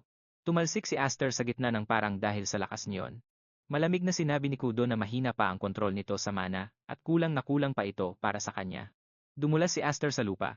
Nag-iwan ng malalim na marka sa putik ang mga sapatos niya habang pilit nilalabanan ang lakas ng impact. Pero nagawa pa rin niyang tumayo. Inayos niya ang kanyang tayo at bumulong na, wala pa rin talagang pinagbago ang kapatid niya. Kasing bagsik pa rin siya ng dati. Saglit na naglayag ang isip ni Aster, ganyan naman talaga si Kudo noon pa man. Isang rebeldeng hindi marunong sumuko. Bilang tanging lalaking tagapagmana at may hawak ng pambihirang seven-wing crest, laging mataas ang tingin sa kanya ng lahat. Ito ang dahilan kung bakit sila magkaiba. Mas mataas ang posisyon niya, pero para sa babae, simbolo lang ito ng hindi patas na pribilehiyo. Nagbunga ang kanyang pagre-rebelde at naging isang malakas na puwersa. Siya ang bagyong humahamon sa lahat ng bagay na tingin niya ay hindi makatarungan. Kung magiging tapat si Aster sa sarili, si Kudo lang ang tanging tao sa pamilya na talagang kabaligtaran niya. Para silang itinadhana na maging magkalaban. Biglang tumalon ng mataas si Kudo nang makita ni Aster ang anino nito sa tapat ng mga puno. Alam na niya ang susunod na mangyayari. Bumaon ang espada nito na parang hatol ng isang bitay. Tumama ito sa lupa ng may matinding lakas. Nawarak ang lupa sa tindi ng impact. Isang malakas na yanig ang kumalat kaya nanginginig ang mga puno sa paligid. Habang nakatayo sa harap niya, malamig nitong sinabi na hindi si Aster karapat-dapat na maging susunod na pinuno ng pamilya. Sa kabilang dako, sa loob ng silid ng kanilang ama, nakatayo si Marfa malapit sa bintana, baka sa mukha niya ang matinding pag-aalala. Nangangatog ang boses niya nang tanungin si Hyfred kung tama ba talagang hayaan silang maglaban ng ganoon.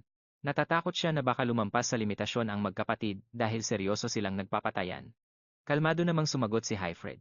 Ipinaliwanag niya na magkaribal sina Aster at Kudo. Matindi man ang laban, hindi sila basta-basta gagawa ng bagay na makakasakit sa isa't isa ng tuluyan. Alam nila ang kanilang limitasyon.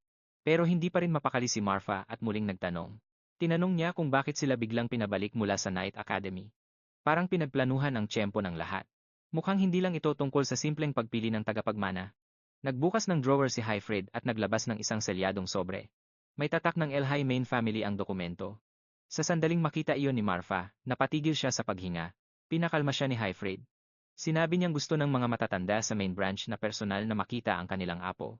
Noong mahinang tinanong ni Marfa kung seryoso ba talaga ang sitwasyon, hindi nag-atubili ang lalaki sa pagsagot. Sa pinakamasamang mangyayari, baka mawala sa atin si Aster. Naging mabigat ang katahimikan sa loob ng silid pagkasabi niyon. Sa kagubatan naman, walang balak tumigil ang dalawa, paulit-ulit na nagkakasalpukan ang kanilang mga espada. Bawat banggaan ay nagpapadala ng malakas na yanig sa buong paligid. Naglabas ito ng mga shockwave na dumagundong sa paligid na parang pintig ng pagkawasak. Sa gitna ng bakbakan, sumigaw si Aster na tumigil na siya sa kadadaldal ng basura. Mariin niyang ipinaalala sa kanya na tinanggihan na niya ang pagiging tagapagmana. Alam na alam niya, yon higit sa kahit sino. Bakas ang inis sa kanyang mukha. Itinaas niya ang kanyang espada at sumagot na ang pagtanggi niya ang lalong nakakapagpainit ng ulo niya. Kung may karapatan siyang magmana, pero basta na lang niya itong inayawan, wala nang saysay ang posisyong yon. Bumagsak ang kanyang espada ng may matinding lakas. Halos hindi iyon nasalag ni Aster, dahil sa sobrang bigat ng atake, nanginig ang kanyang mga braso. Sandali siyang napaisip, parang hindi bihasang swordsman ang kalaban niya, kundi isang mabangis na halimaw na sumusugod. Agresibo siyang sumugod. Parang isang dambuhalang warhammer, binuhos niya ang lahat ng lakas para lamunin siya ng kanyang mga atake. Sa huling sandali, mabilis na pinihit ni Aster ang kanyang pulso. Binaliktad niya ang kanyang espada at itinulak ang pabagsak na atake patungo sa lupa. Sumabog ang lupa sa paanan nila. Nagliparan ng alikabok at mga bato. Tinitigan niya ito sa gitna ng usok at mariing tinanong kung makikinig na ba siya sa wakas. Ngumiti siya ng bahagya at tinanong, bakit, iniisip mo na bang tumakas? Sa isang iglap, ibinuhos niya ang lahat ng kanyang lakas ng walang preno. Ang tama nito ay parang isang malakas na bala ng kanyon. Tumalsik sa ere si Aster at bumagsak ng malakas sa isang puno. Sa tindi ng impact, nagkapira-piraso ang katawan ng puno. Nagliparan ng mga piraso ng kahoy sa paligid niya. Dumura siya ng dugo habang kitang-kita ang gulat sa kanyang mukha. Kalmadong nakatayo si Kudo sa tapat niya. Sinabi niya na kung puro pag-atake lang ang alam mo, third rate ka lang, at yung mga umaasa lang sa mana ng walang diskarte, second rate lang ang turing sa kanila. Ang tunay na lakas, paliwanag niya, ay makukuha lang kung bihasa ka sa espada at mahika. Doon ka lang matatawag na first rate. Malamig niyang sinabi na nadidismaya siya sa kanya. Ang agwat sa kanilang mga wing crest ang nagpapakita kung gaano kalakas ang mana ng bawat isa. Kahit isang wing lang, kaya na nitong triplehin ang lakas ng isang tao. Pero kahit may 5 wings siya, mas mababa pa rin ito sa 7 wings niya. Hindi niya ito hinarap gamit ang dahas. Sa halip, ginamit niya ang kanyang galing at maingat na depensa. Ngumiti siya ng bahagya at nagtanong, wala ka bang tiwala sa sarili mo? O baka naman, natatakot kang mawalan ulit ng kontrol?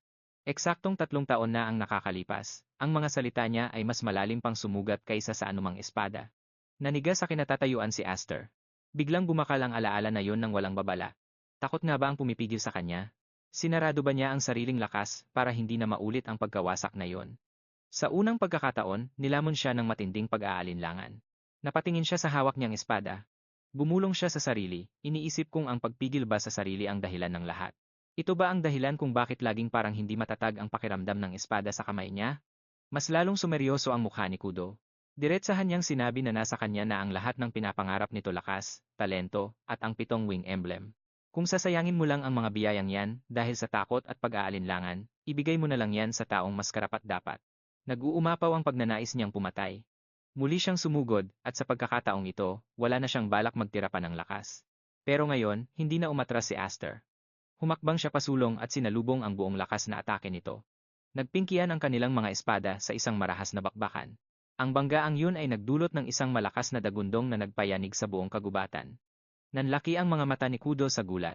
Napaatras siya ng malakas. Nawawala ang balanse niya habang kumakaladkad ang kanyang mga paa sa lupa. Hindi siya makapaniwala sa nangyayari. Hindi niya matanggap na nasalag nito ang pinakamalakas niyang atake. Bahagyang ngumiti si Aster at sinabing, salamat. Dahil sa panggigipit at hamon mo, sa wakas ay may nagising sa loob ko.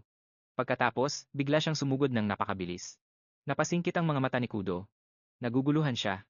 Bakit siya susugod ng ganoon kapabayan ng hindi man lang inaayos ang hawak sa espada? Naubusan na ba siya ng mana, pero parang imposible yon, lalo na't mas lalo pa siyang bumibilis. Ang mana ay dumaloy sa kanyang espada na parang isang mabangis na agos. Ang 7 wings sa likuran niya ay nagtatago pala ng napakalakas na enerhiya.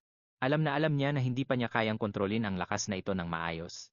Kaya sa halip na pilitin itong kontrolin, hinayaan na lang niya ito. Pinili niyang pakawalan ang lahat-lahat. Sa isang sandali, kinalimutan ni Aster ang diskarte. Ibinuhos niya ang bawat patak ng mana niya sa isang huling bigwas. Ang atake niya ay parang isang bulalakaw na bumubulusok mula sa langit. Mabilis na kumilos si Kudo para sumagot. Itinaas niya ang kanyang espada at sinalag ang atake. Agad siyang bumalanse. Sa lakas ng impact, yumanig ang buong paligid. Pero nanatili siyang matatag. Habang nakaharang, naramdaman niya. May nagbago na kay Aster. Iba na ang lakas niya ngayon. Matapos masalag ang atake, inayos ni Kudo ang kanyang tindig at ngumiti ng tipid. Nagtanong siya, pinag-isipan mo ba to, o nadala ka lang na naman ang emosyon mo? Diretsong tumingin si Aster sa kanyang mga mata nang walang pag-aalinlangan. Wala na ang takot at kaba sa kanyang tingin. Mariin niyang sinabi, wala akong balak sayangin ang pangalawang pagkakataong to. Ngayon, kukunin ko na ang lahat ng mga bagay na nabigo kong makuha noon. Ito na yon. Ang kapangyarihan ng Seven Wings, ang espadang Gram, at ang nararapat na posisyon niya sa loob ng pamilya. Lahat ng mga bagay na ito na ipinaglaban niya sa kanyang nakaraang buhay. Ang mga bagay na naging dahilan ng kanyang pagkatalo noon, ngayon ay babawiin na niya. Noong binanggit niya ang tungkol sa kanyang pangalawang buhay, saglit na nanigas ang katawan ni Kudo. Mababakas ang matinding gulat sa kanyang mukha. Kahit sandali lang ang pagkagulat na iyon, sapat na itong pagkakataon para kay Aster. Biglang sumabog ang marahas na mana. Dumaloy ito sa kanyang espada habang mabilis niyang nilalapitan ang kalaban sa isang iglap. Tumalon siya ng mataas at inihanda ang kanyang espada para sa huling atake. Ngunit bigla siyang naglaho sa paningin. Nanlaki ang mga mata ni Kudo.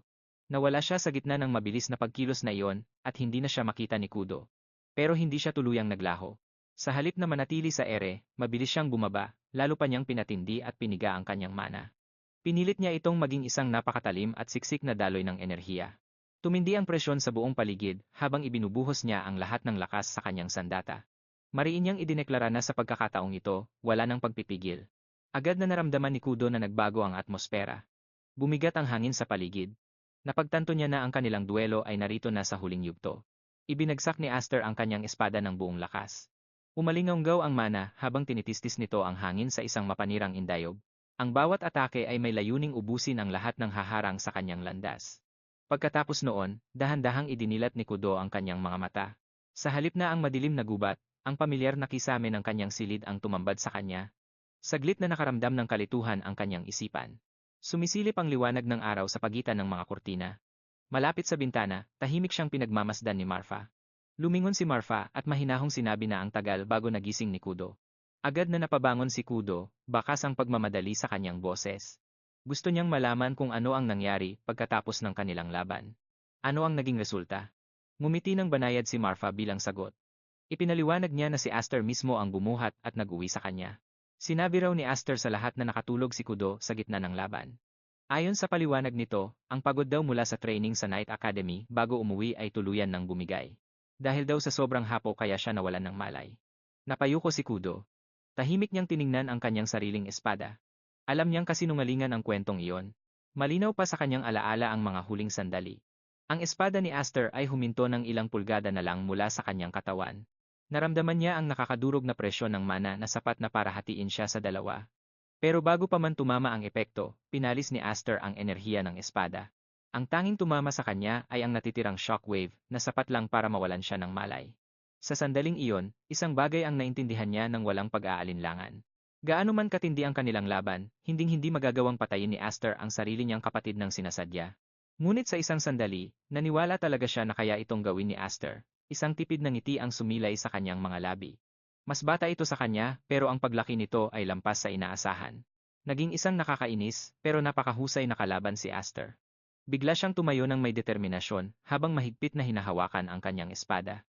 Tinanong niya si Marfa kung nasaan na si Aster. Nag-alab ang kanyang mga mata, mariin niyang sinabi na hindi niya matatanggap ang laban na natapos sa ganoong paraan. Sa susunod, uulitin nila ang lahat mula sa simula at gagamit ng buong lakas. Bahagyang nagbago ang ekspresyon ni Marfa. Sinabi niya kay Kudo na nakaalis na si Aster sa palasyo. Nagulat si Kudo sa narinig. Dagdag pa ni Marfa, ipinatawag daw ito sa main house kaninang umaga at sumama na ito sa kanyang ama. Dahil sa lito sa mukha ni Kudo, tinanong siya ni Marfa kung wala ba talaga siyang alam tungkol sa ugnayang ito, biglang nag-apoy ang galit sa boses ni Kudo. Gusto niyang malaman kung bakit walang sinumang nagsabi sa kanya. Samantala, isang karwaheng hila ng kabayo ang matatag na bumabaybay sa daan sa gubat sa labas ng palasyo. Sa loob, tahimik na nakaupo si Aster sa harap ng kanyang ama. Binasag ni Highfried ang katahimikan at ipinaliwanag ang kahalagahan ng mga taong kakatagpuin ni Aster. Sila ang mga elder. Mga dating pinuno na lihim na sumusuporta sa pangalang Elham. Bagamat wala na sila sa mata ng publiko, ang mga retiradong pinuno na ito ng main at branch house. ay mayroon pa ring napakalaking impluensya kasama ang mga makapangyarihang senior figure sa ilalim nila. Hindi na sila nagpapakita sa publiko, pero ang kanilang autoridad ay gumagalaw mula sa anino. Sinabi pa ni Highfried na simula nang ampunin si Aster, hindi kailanman nagpakita ng interes sa kanya ang mga elder. Ang tawagin siya ngayon ay nangangahulugang hindi ito isang simpleng bagay. May kaakibat itong bigat at mga seryosong kahihinatnan.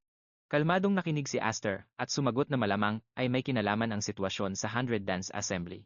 Nabalitaan niya na para sa mga elder, mas mahalaga ang karangalan ng pamilya kaysa sa kahit ano. Higit pa sa yaman, higit sa reputasyon, at maging sa buhay. Sinumang tao ang magdungi sa karangalang iyon, ayon sa kanya, ay itatakwil ng walang anumang awa, tinitigan siya ng kanyang ama ng may halong gulat. Gusto nitong malaman kung saan niya natutunan ang mga ganoong katinding kaisipan. Sandaling naging balisa si Aster, pero sumagot siya na narinig lang niya ito kung saan noong unang panahon. Pagkatapos, nang may mas matatag na paninindigan, sinabi niya na handa siya sa anumang naghihintay sa kanya. Maging parusa man ito o ang pagpapatapon sa kanya. Nabalot ng katahimikan ang loob ng karwahe. Tahimik na nagtanong si Highfried kung hindi ba siya nababagabag na umalis nang hindi man lang nagpapaalam kay Kudo. Bahagyang ngumiti si Aster. Ipinaliwanag niya na halos magkasabay naman ang oras ng kanilang pag-alis. Ito ang mas mabuting paraan. Dahil kung galit sa kanya si Kudo, baka mas maging komportable ang pakiramdam nito kung wala siya roon. Inamin din niya na dahil sa hamon nito, sa wakas ay naintindihan na niya kung paano gamitin ng tama ang espadang Gram. Sa pamamagitan ng kanilang laban, nagkaroon siya ng mas matinding kontrol sa kapangyarihan ng Seven Wings. Ngayon, kaya na niya itong padaluyin ng mas matatag kaysa dati. Tumingin siya sa kanyang ama ng may matatag at hindi matitinag na mga mata, na halos magkasabay na inayos ang kanilang pag-alis. Mas mabuti pa raw kung wala siya roon, at kung galit sa kanya si Kudri, baka mas naging komportable pa ang pakiramdam niya. Inamin din niya na dahil sa hamon nito, sa wakas ay naintindihan na niya kung paano gamitin ng tama ang Gram na espada. Sa pamamagitan ng kanilang paglalaban, nakakuha siya ng matinding kontrol sa kapangyarihan ng Seven Wings. Ngayon, mas matatag na niya itong napapadaloy kaysa noon. Gamit ang matatag na tingin, tiningnan niya ang kanyang ama. Binanggit niya ang isang mahalagang bagay. Kahit anong mangyari, hindi dapat magpadalos-dalos si Highfried sa pagliligtas sa kanya. Plano niyang tumayo sa sarili niyang mga paa. Handa siyang mabuhay gamit ang sarili niyang lakas. Bumuka ang bibig ni Highfried, halatang handa siyang pagalitan ito dahil sa kanyang padalos-dalos na kumpiyansa. Pero bago pa siya makapagsalita, biglang may boses na narinig mula sa labas ng karwahe. Isang boses na tila nagtatanong, bakit ba umaarte ng ganito kadrama si Aster? Samantalang siya naman ang pinakabata sa kanila. Nanlaki ang mga mata ni Aster. Nakakapit si Kudo sa gilid ng tumatakbong karwahe. Baka sa kanyang mukha ang matinding determinasyon. Tinitigan niya ito ng diretsyo na tila ng hahamon. Walang pag-aalinlangan siyang sumampa sa tumatakbong karwahe. Na para bang iyon talaga ang balak niya noon pa man. Pagkapasok, agad siyang humarap kay Aster. Nag-aapoy ang kanyang mga mata sa tindi ng emosyon. Gusto niyang malaman kung bakit umalis ang kapatid niya nang hindi man lang nagsasabi sa ate niya, ramdam ang galit sa boses niya. Sinabi niya na narinig niya ang tungkol sa ugnayang inilabas ng main house. Pero kahit ganoon, wala pa rin siyang alam sa mga totoong nangyayari. Mariing sumagot si Highfried, ipinaalala niya rito na hindi ito pwedeng sumama sa kanila. Sensitibo at delikado ang pakikipag-usap sa mga nakatatanda. Hindi ito ang sitwasyon para makialam siya. Pero kalmadong naupo si Kudo sa tabi ni Aster. Nanatiling matatag ang kanyang tindig at sumagot siya. Alam na niya kung bakit siya pinabalik mula sa Night Academy. Kailangan ng tatay niya ng malalakas na tagapangalaga para protektahan ang kanilang ari-arian habang wala sila. Hindi siya ganoon kauto-uto para hindi makuha ang ibig sabihin yon. Sa kabila nito, naging seryoso ang kanyang anyo. Ang direktang ugnayan mula sa main house ay may mahalagang pahiwatig. Kailangan dito ang ibayong pag-iingat. Nagbabala pa nga si Marfa na may malaking posibilidad na hindi na makabalik ng ligtas si Aster. Sumagot si Aster ng may kalmadong ngiti. Sabi niya, masyado lang itong nag-aalala. Sabi niya, pupunta lang siya doon para makipag-usap at babalik din agad. Mukhang kalmado siya sa labas, pero sa loob ay alam niya ang katotohanan na pwedeng maging malabo ang kahihinatnan nito. Walang kasiguruhan na babalik siyang ligtas. Biglang itinaas ni Kudo ang kanyang kamay. Itinaas niya ang kanyang daliri at itinuro ito ng diretsyo. Nakatitig siya sa mga mata nito at sinabing makinig ng mabuti. Nang hindi pinapalambot ang kanyang mga salita, may inamin siya. Sinabi niyang kinamumuhian niya ito. Napakurap si Aster sa gulat. Tuloy-tuloy lang ito sa pagsasalita ng walang pag-aalinlangan na galit siya rito. Kinamumuhian niya na ipinanganak itong lalaki sa kanilang pamilya. Galit siya na dala-dala nito ang Seven-Wing emblem at nakukuha ang lahat ng pabor. Kinamumuhian niya na lahat ay espesyal ang pagtrato sa kanya. Galit siya na mas malakas at mas mature pa ito kaysa sa kanyang sariling mga ate. Lahat ng bentaheng meron ito, kinamumuhian niya. Pero biglang nagbago ang tono ng pananalita niya. Medyo lumambot ang kanyang galit. Kahit na ayaw niya sa mga pribilehiyong iyon, pamilya pa rin niya ito. Siya pa rin ang nakababata niyang kapatid. Buong pagmamalaki siyang tumayo at inutusan itong bumalik ng ligtas. Sabi niya, tatapusin nila ng maayos ang kanilang pagtutuos. Sa susunod, gagamitin na nila ang buong lakas nila. Bahagyang ngumiti ang kanyang mga labi. Sabi niya, hindi niya tatanggapin ang ganoong klaseng murang panalo. Pagkasabi niyon, tumalon siya palabas ng tumatakbong karwahe. Kinabahan si Aster kaya mabilis siyang sumungaw sa labas. Tinanong niya ang tatay niya kung bakit kailangan pa nitong magpakahirap para lang ihatid ang mensaheng yon. Pinanood siya ni Highfried hanggang sa lumayo at lumiit ang kanyang anyo sa malayo. Sabi niya, parang isa itong pamamaalam. Lumingon si Aster. Nakatayo si Kudo sa tabi ng daan at matapang na kumakaway. Napangiti ang kanyang mga labi. Huminto si Aster at ang kanyang ama sa harap ng marangyang mansyon ng mga Elheim. Matatayog na bakal na gate ang bumungad sa kanila. Lumapit ang mga guwardiya, pero walang bakas ng sigla o init sa kanilang mga mukha. Sinabi ng isa sa kanila na naghihintay na sa loob ang pinuno ng pamilya. Sumagot si Highfried. Sabi niya, hindi na kailangan ng escort. Pero iginiit ng guwardiya na may natanggap siyang espesyal na utos. Nag-iba ang ihip ng hangin. Agad na naintindihan ni Aster ang ibig sabihin yon, hindi ito isang simpleng pag-uwi sa bahay. Inilibot niya ang kanyang paningin sa buong mansyon. Sabi niya sa sarili, huwag magpadala sa udyok. Ayon kay Aster, ang kanyang pagtitimpi ay nakadepende sa kung sino ang kaharap niya. Ganito ba talaga umasta ang mga makapangyarihan? Bahagyang gumuntong hininga si Highfried. Kontrolado ang kanyang boses pero damang-dama ang tensyon. Humingi na siya ng paumanhin ng maaga dahil alam niyang ang pinakamahirap na bahagi ay parating pa lang. Pinagsabihan niya si Aster na makinig ng mabuti. Habang inilalarawan ng taong malapit na nilang makaharap, napako ang atensyon ni Aster sa arena. Hinanap niya si Derrys sa field, pero wala ito doon. Ang kapatid lang ni Derrys ang nakikita sa gitna ng mga knight na nagsasanay. Nagpatuloy sa pagsasalita si Highfried. Nagbabala siya na kung sakaling mapinsala o madurog ang pangunahing kamay ni Aster, hindi na magiging madali ang bumalik sa normal na buhay. Ang mga salitang ito ang nagpabalik kay Aster sa kasalukuyan. Tumingin sa kanya ang kanyang ama at nagtanong, nakikinig ka ba? Umayos ng tindig si Aster at itinago ang pagkakalitong naramdaman, opo, syempre. Bago pumasok sa inner hall, kinailangan muna nilang isuko ang kanilang mga armas. Nang walang anumang pagtutol, ibinigay nila ang kanilang mga espada sa mga guwardyang nakabantay sa labas. Bulong ni Aster sa sarili, pagtitiisan niya muna ito para sa araw na ito. Pati si Kudo ay pinaalalahanan siya na ayusin ang pag-uwi sa pagkakataong ito, at huwag nang gumawa ng bagong gulo, bumukas ang mga pinto. Inanunsyo ng isang guwardiya ang kanilang pagdating. Sa loob ng malawak na silid, 5 matatandang figura ang naghihintay sa kanila. Hindi lang sila basta mga elder, sila ang tunay na awtoridad sa likod ng pangalang Elheim, ang kapangyarihang naghahari mula sa anino. Sa gitna ay nakaupo ang isang matandang lalaki na ang presensya ay mas matindi kaysa sa iba, baka sa kanyang mukha ang mga marka ng katandaan. Ramdam sa kanyang boses ang hindi matitinag na kapangyarihan. Matagal niyang tinitigan si Aster at sinabing mahigit 10 taon na ang nakalipas. Tinawag niya itong kanyang apo. Agad na lumuhod si Highfried sa isang tuhod bilang paggalang sa ika-6 na pinuno ng mga Elheim. Ganoon din ang ginawa ni Aster. Tila sumisikip ang kanyang dibdib sa bigat ng atmosfera sa silid. Alam na alam niya kung sino ang nasa harap niya. Si Janeth Elheim, ang ika-6 na pinuno, na kahit retirado na, ay siya pa ring nagtatakda ng direksyon ng pamilya. Sa paligid niya ay nakaupo ang mga maimpluwensyang elder. Nakilala ni Aster ang ilang mukha mula sa Sword Dance Assembly. Pero may isang kulang, wala doon si Rick. Halatang napansin ni Janeth ang kanyang pagkalito, kaya mahinahon nitong sinabi na si Rick ay nagsisilbi na ngayon bilang Commander of Knights sa ilalim ng Royal Family. Wala siyang oras para sa mga walang kwentang bagay, ang mga ganoong usapin ay ipinapaubaya na sa mga naiwan. Napaisip si Aster sa kanyang sarili. Sa dati niyang buhay, hindi niya kailanman nakaharap ang lalaking ito.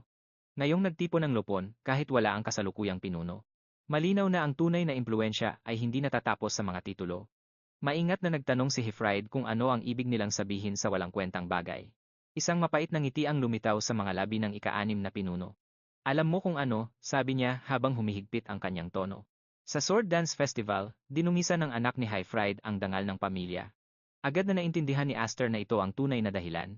Magalang na sumagot si Highfried na personal nang inayos ni Rick ang insidenteng iyon at idineklara ng tapos ang kaso. Ngunit binaliwala ni Janeth ang argumentong iyon. Ang solusyong iyon ay palabas lamang sa publiko. Ang pinsalang tinamo ng reputasyon ng Elheim ay nananatili pa rin. Malamig ang kanyang boses nang sabihin, ang gawing tagapagmana ang isang batang hindi malinaw ang pinagmulan ay isang malaking kapabayaan. Kung naging masunurin lang sana ang bata, baka napalampas pa ito. Pero ang magpakita ng pagmamataas sa main house ay labis na. Sigurado na ang pagpapatapon, at kahit si Hifride ay hindi makakaligtas sa mga konsekwensya. Agad na tumayo si Aster. Sinabi niyang siya ang dapat managot sa lahat, at walang kasalanan ang kanyang ama. Pero nanatiling tahimik si Hifride. Sa pagkakita sa katatagan ng ama, pinakalma ni Aster ang kanyang sarili. Tiningnan siya ng ika-6 na pinuno ng may pagkamuhi. Sinabi nito na malinaw na kulang sa disiplina ang bata. Dagdag pa ng isang elder, ang pagsingit sa usapan ng matatanda ay nagpapakita ng kawalan ng tamang pagpapalaki.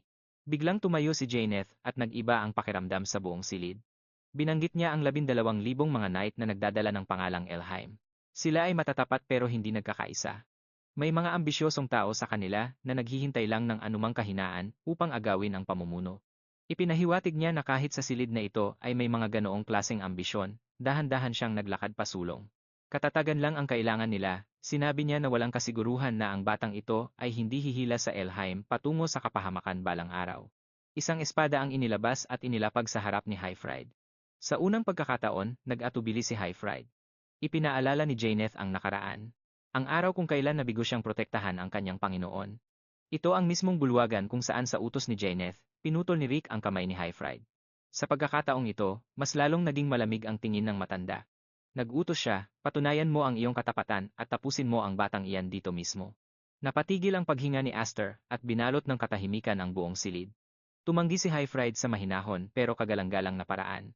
Kikitlin ko ang sarili kong buhay, pero hinding-hindi ko itataas ang aking espada laban sa sarili kong anak. Ang mga salitang ito ay mas malalim ang sugat sa puso ni Aster kaysa sa anumang armas.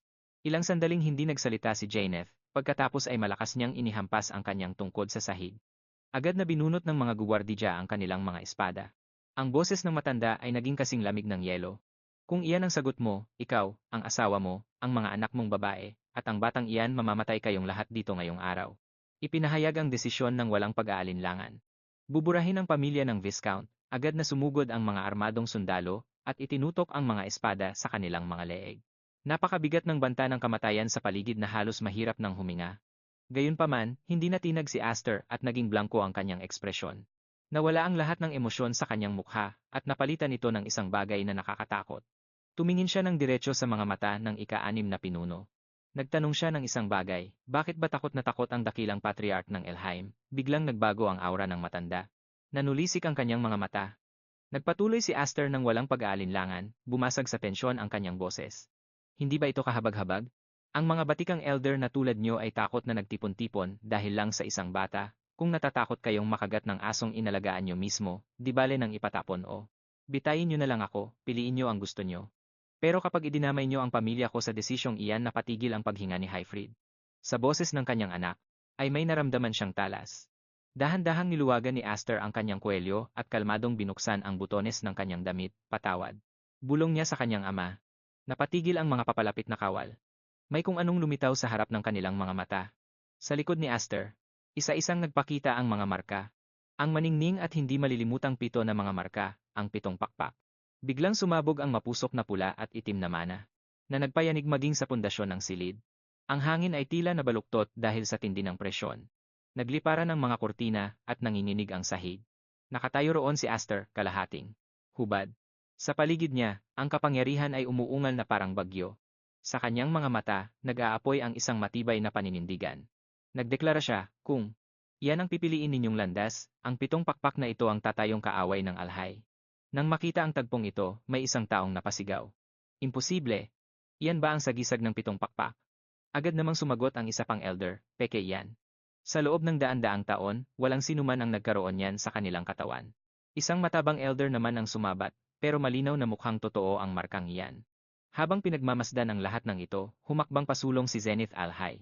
Matinding seryoso ang kanyang boses at may malalim na kahulugan ang bawat salita. Alam mo ba kung ano ang ipinapakita mo sa amin ngayon? Naiintindihan mo ba talaga? Tumigil ang kanyang mga salita sa ere, tila nagbibigay ng matinding bigat. Nang marinig ito, sumagot si Aster sa isang napakakaswal na paraan. Oo, naiintindihan ko. May kakaibang kumpiyansa sa likod ng kanyang boses. Hindi ba halata? Habang mas maraming pakpak ang lumilitaw, lalong lumalalim ang pagkagulat ng mga tao. Sa sandaling iyon, nagbago ang eksena, isang lalaking may asul na buhok ang matamang nagmamasid sa lahat. Sa halip na matakot, isang mahinang tawa ang kumawala sa kanyang mga labi. Hindi, pasensya na, pakituloy lang po. Ang kanyang katuwaan ay kabaligtaran ng mabigat na atmosfera sa loob ng silid. Sa kabilang banda, isang tao na nakatayo malapit doon ang mukhang balisang-balisa, na tila ang nakikita niya ay nagpapayanig sa kanyang buong pagkatao. Matapos makita ang reaksyon ng lahat, muling nagsalita si Zenith. Sa pagkakataong ito, sa isang napakaseryosong tono, nagpaliwanag siya. Ang markang pakpak ay isang organ na gumagawa ng mahiwagang kapangyarihan. Noong unang panahon, ibinahagi ng mga espiritu ang kapangyarihang ito sa mga tao. Mula sa magulang patungo sa anak, lalo itong pinalakas at pinalalim ng mga tao sa bawat henerasyon. Pero walang sinuman ang nakarating sa 7 pakpak. Ang kanyang pahayag ay gumitla sa buong silid. Bahagyang tumigas ang mukha ni Aster. Ibig niyo bang sabihin ay galing ako sa lupain ng mga espiritu? Tinitigan siya ng diretsyo ni Zenith. Kung totoo ang iyong 7 pakpak, baka nga. Lalong tumindi ang tensyon. Sa sandaling iyon, tinitingnan ni Visconde Highfried ang kanyang anak sa isang tulalang katahimikan. Malinaw na baka sa kanyang mukha ang bigat ng revelasyong ito. Pero humakbang pasulong si Aster. Walang takot. Ako ang anak ng pamilya ng Visconde. Buong tatag niyang sinabi. Sa puntong ito, hindi mahalaga ang pinagmulan ko, lalo pang naging malamig at matalim ang kanyang boses. Ngayon, gusto ko lang itanong kung may sapat ba kayong paninindigan para kalabanin ako. Ang kanyang mga salita ay umalingaw at ang revelasyon ng 7 pakpak ay naging isang hamon na ngayon. Nang walang pag-aalinlangan, nagpatuloy siya sa isang kalmado, ngunit kalkuladong tono. Ipagpalagay nating palayasin niyo ako sa alhay. Sa hanay ng mga maharlikang mandirigma, maraming malugod na tatanggap sa 7 pakpak na ito. At kung mangyayari iyon, para sa mga taong nabubuhay na sa takot sa rebelyon, magiging mas malaking banta ito sa kanila. Hindi mataas ang kanyang boses, pero bawat salita ay tumatagos. Sa halip na itaboy ako, dapat niyo akong panatilihin sa inyong tabi. Isang simbolo na lalampas pa kay Duke Rikrik, ang tagapagdala ng tanda ng 7 pakpak, wala man lang bakas ng takot sa kanyang mga mata. Walang duda o pag-aalinlangan, tanging malinaw na determinasyon. Ang pagkabalisa ng bawat miyembrong nakaupo sa silid ay nagsimulang mahalata. Ang bigat ng kanyang katwiran ay bumalot sa kanila na parang madilim na ulap. Hindi lang ito tungkol sa sariling kaligtasan, kundi tungkol sa impluwensyang pampulitika. Ang posibilidad na mabago ang balanse ng kapangyarihan ay isang mapanganib na opsyon na hindi madaling baliwalain. Sa kanyang isipan, kalmadong nag-iisip si Aster. Gaya ng sinabi ng matandang iyon, ang alhay ay hindi isang nagkakaisang puwersa. May mga lamat na sa ilalim ng ibabaw nito. At ang totoo, magkakaroon ng rebelyon. Isang malawak na digmaang sibil na lalamon sa buong bansa. Nakita na niya ang kinabukasang iyon noon pa man. Para sa sarili niyang kaligtasan at para sa pananatili ng pamilya ng Visconde, hindi siya pwedeng manatiling walang ginagawa. Kahit dito at ngayon, kailangan kong magpasya kung sino ang kaaway at sino ang pwedeng maging kakampi, kahit pa kailangang sumugal. Lalo pang tumibay ang kanyang determinasyon. Hindi na lang ito tungkol sa 7 pakpak o dangal ng pagiging maharlika. Ito ay paghahanda para sa darating na unos na siya lang ang nakakaalam. Matapos marinig ang lahat ng ito, ang mukha ni Zenith Elmaim ay napuno ng matinding galit. Ang kanyang awtoridad ay nagbibigay ng presyon sa buong silid. Sa tingin mo ba ay ganoon kakahalaga? Tanong niya sa isang matalim na tono. Hindi pa nga napatutunayan kung totoo ba ang 7 pakpak na iyan. Ang kanyang mga salita ay para basagin ang momentum ni Aster. Pero sa halip na umatras, ngumiti si Aster. Kung sa tingin niyo ay hindi ito totoo, patayin niyo na ako agad. Biglang tumahimik ang buong silid. Pagkatapos ay nagpatuloy siya, ito ay magiging isang direktang digmaan sa pagitan ko at ninyong lahat. Sa kanyang kalooban, maingat ang takbo ng kanyang isipan. Madali siyang patayin sa ngayon, pero kung seryosong ituturing ng Elmaim ang isyong ito, ano ang pipiliin nila? Nagsusugal siya. Hindi dahil sa kapabayaan kundi dahil sa matalinong pag-iisip.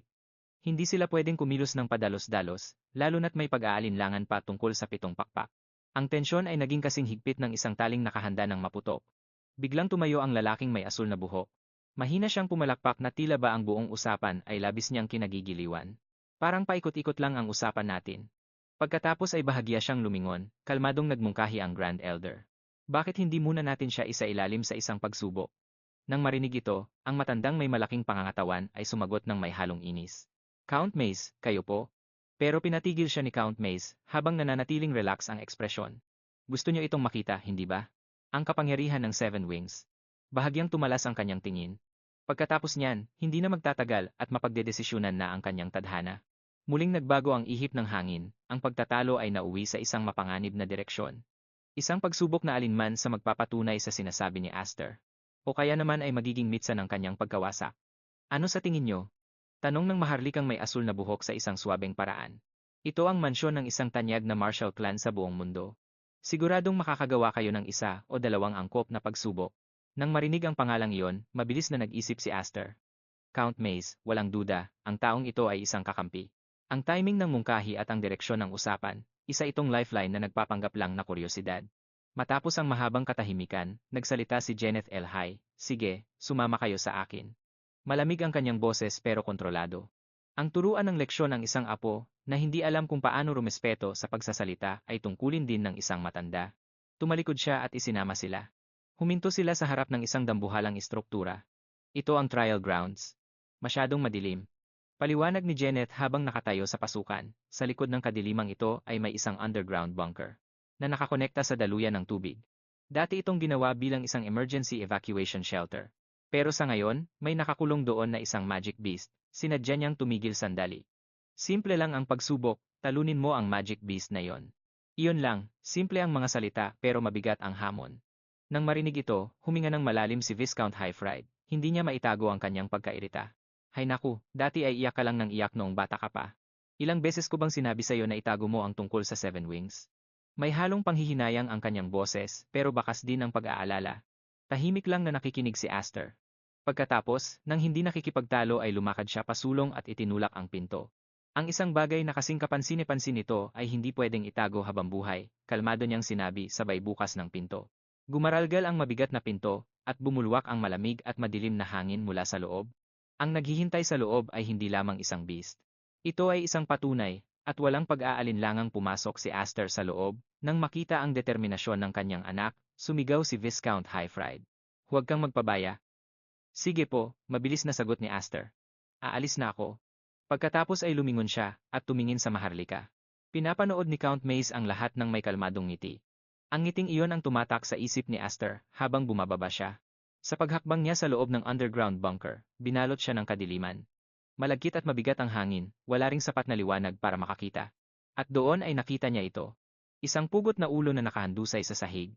Kahit malabo ang ilaw, kitang-kita ang lahat. Sa sandaling iyon, umalingaw-ngaw ang isang malamig at walang emosyong boses mula sa itaas. Binigyan ko rin siya ng pagkakataong linisin ang kanyang pangalan. Pero hanggang sa huli, wala siyang ginawa kundi umiyak at sumigaw. Ang hirap niyang panoorin. Ang tinutukoy nila ay ang anak ni Duke Rickrick. Ang ulo mismong nasa harap niya. Muling narinig ang boses na may kasamang babala, ngayon, huwag mo akong bibiguin. Malinaw ang ibig sabihin yon, hindi lang ito isang pagsubok, isa itong hatol. Biglang naugong ang lupa, at isang dambuhalang beast ang lumitaw. Isang malakas na beast ang nakatayo sa harap ni Aster. Dito na magsisimula ang pagsubok. Mga kaibigan, maraming salamat sa panonood ng videong ito. Sana ay i-like at i-share nyo ang videong ito. Kung gusto nyong ipagpatuloy namin ang kwentong ito, suportahan nyo po kami ng husto. At para sa mga ganitong klaseng kwento, mag-subscribe na kayo sa aming channel. Magkita-kita tayo sa susunod na video.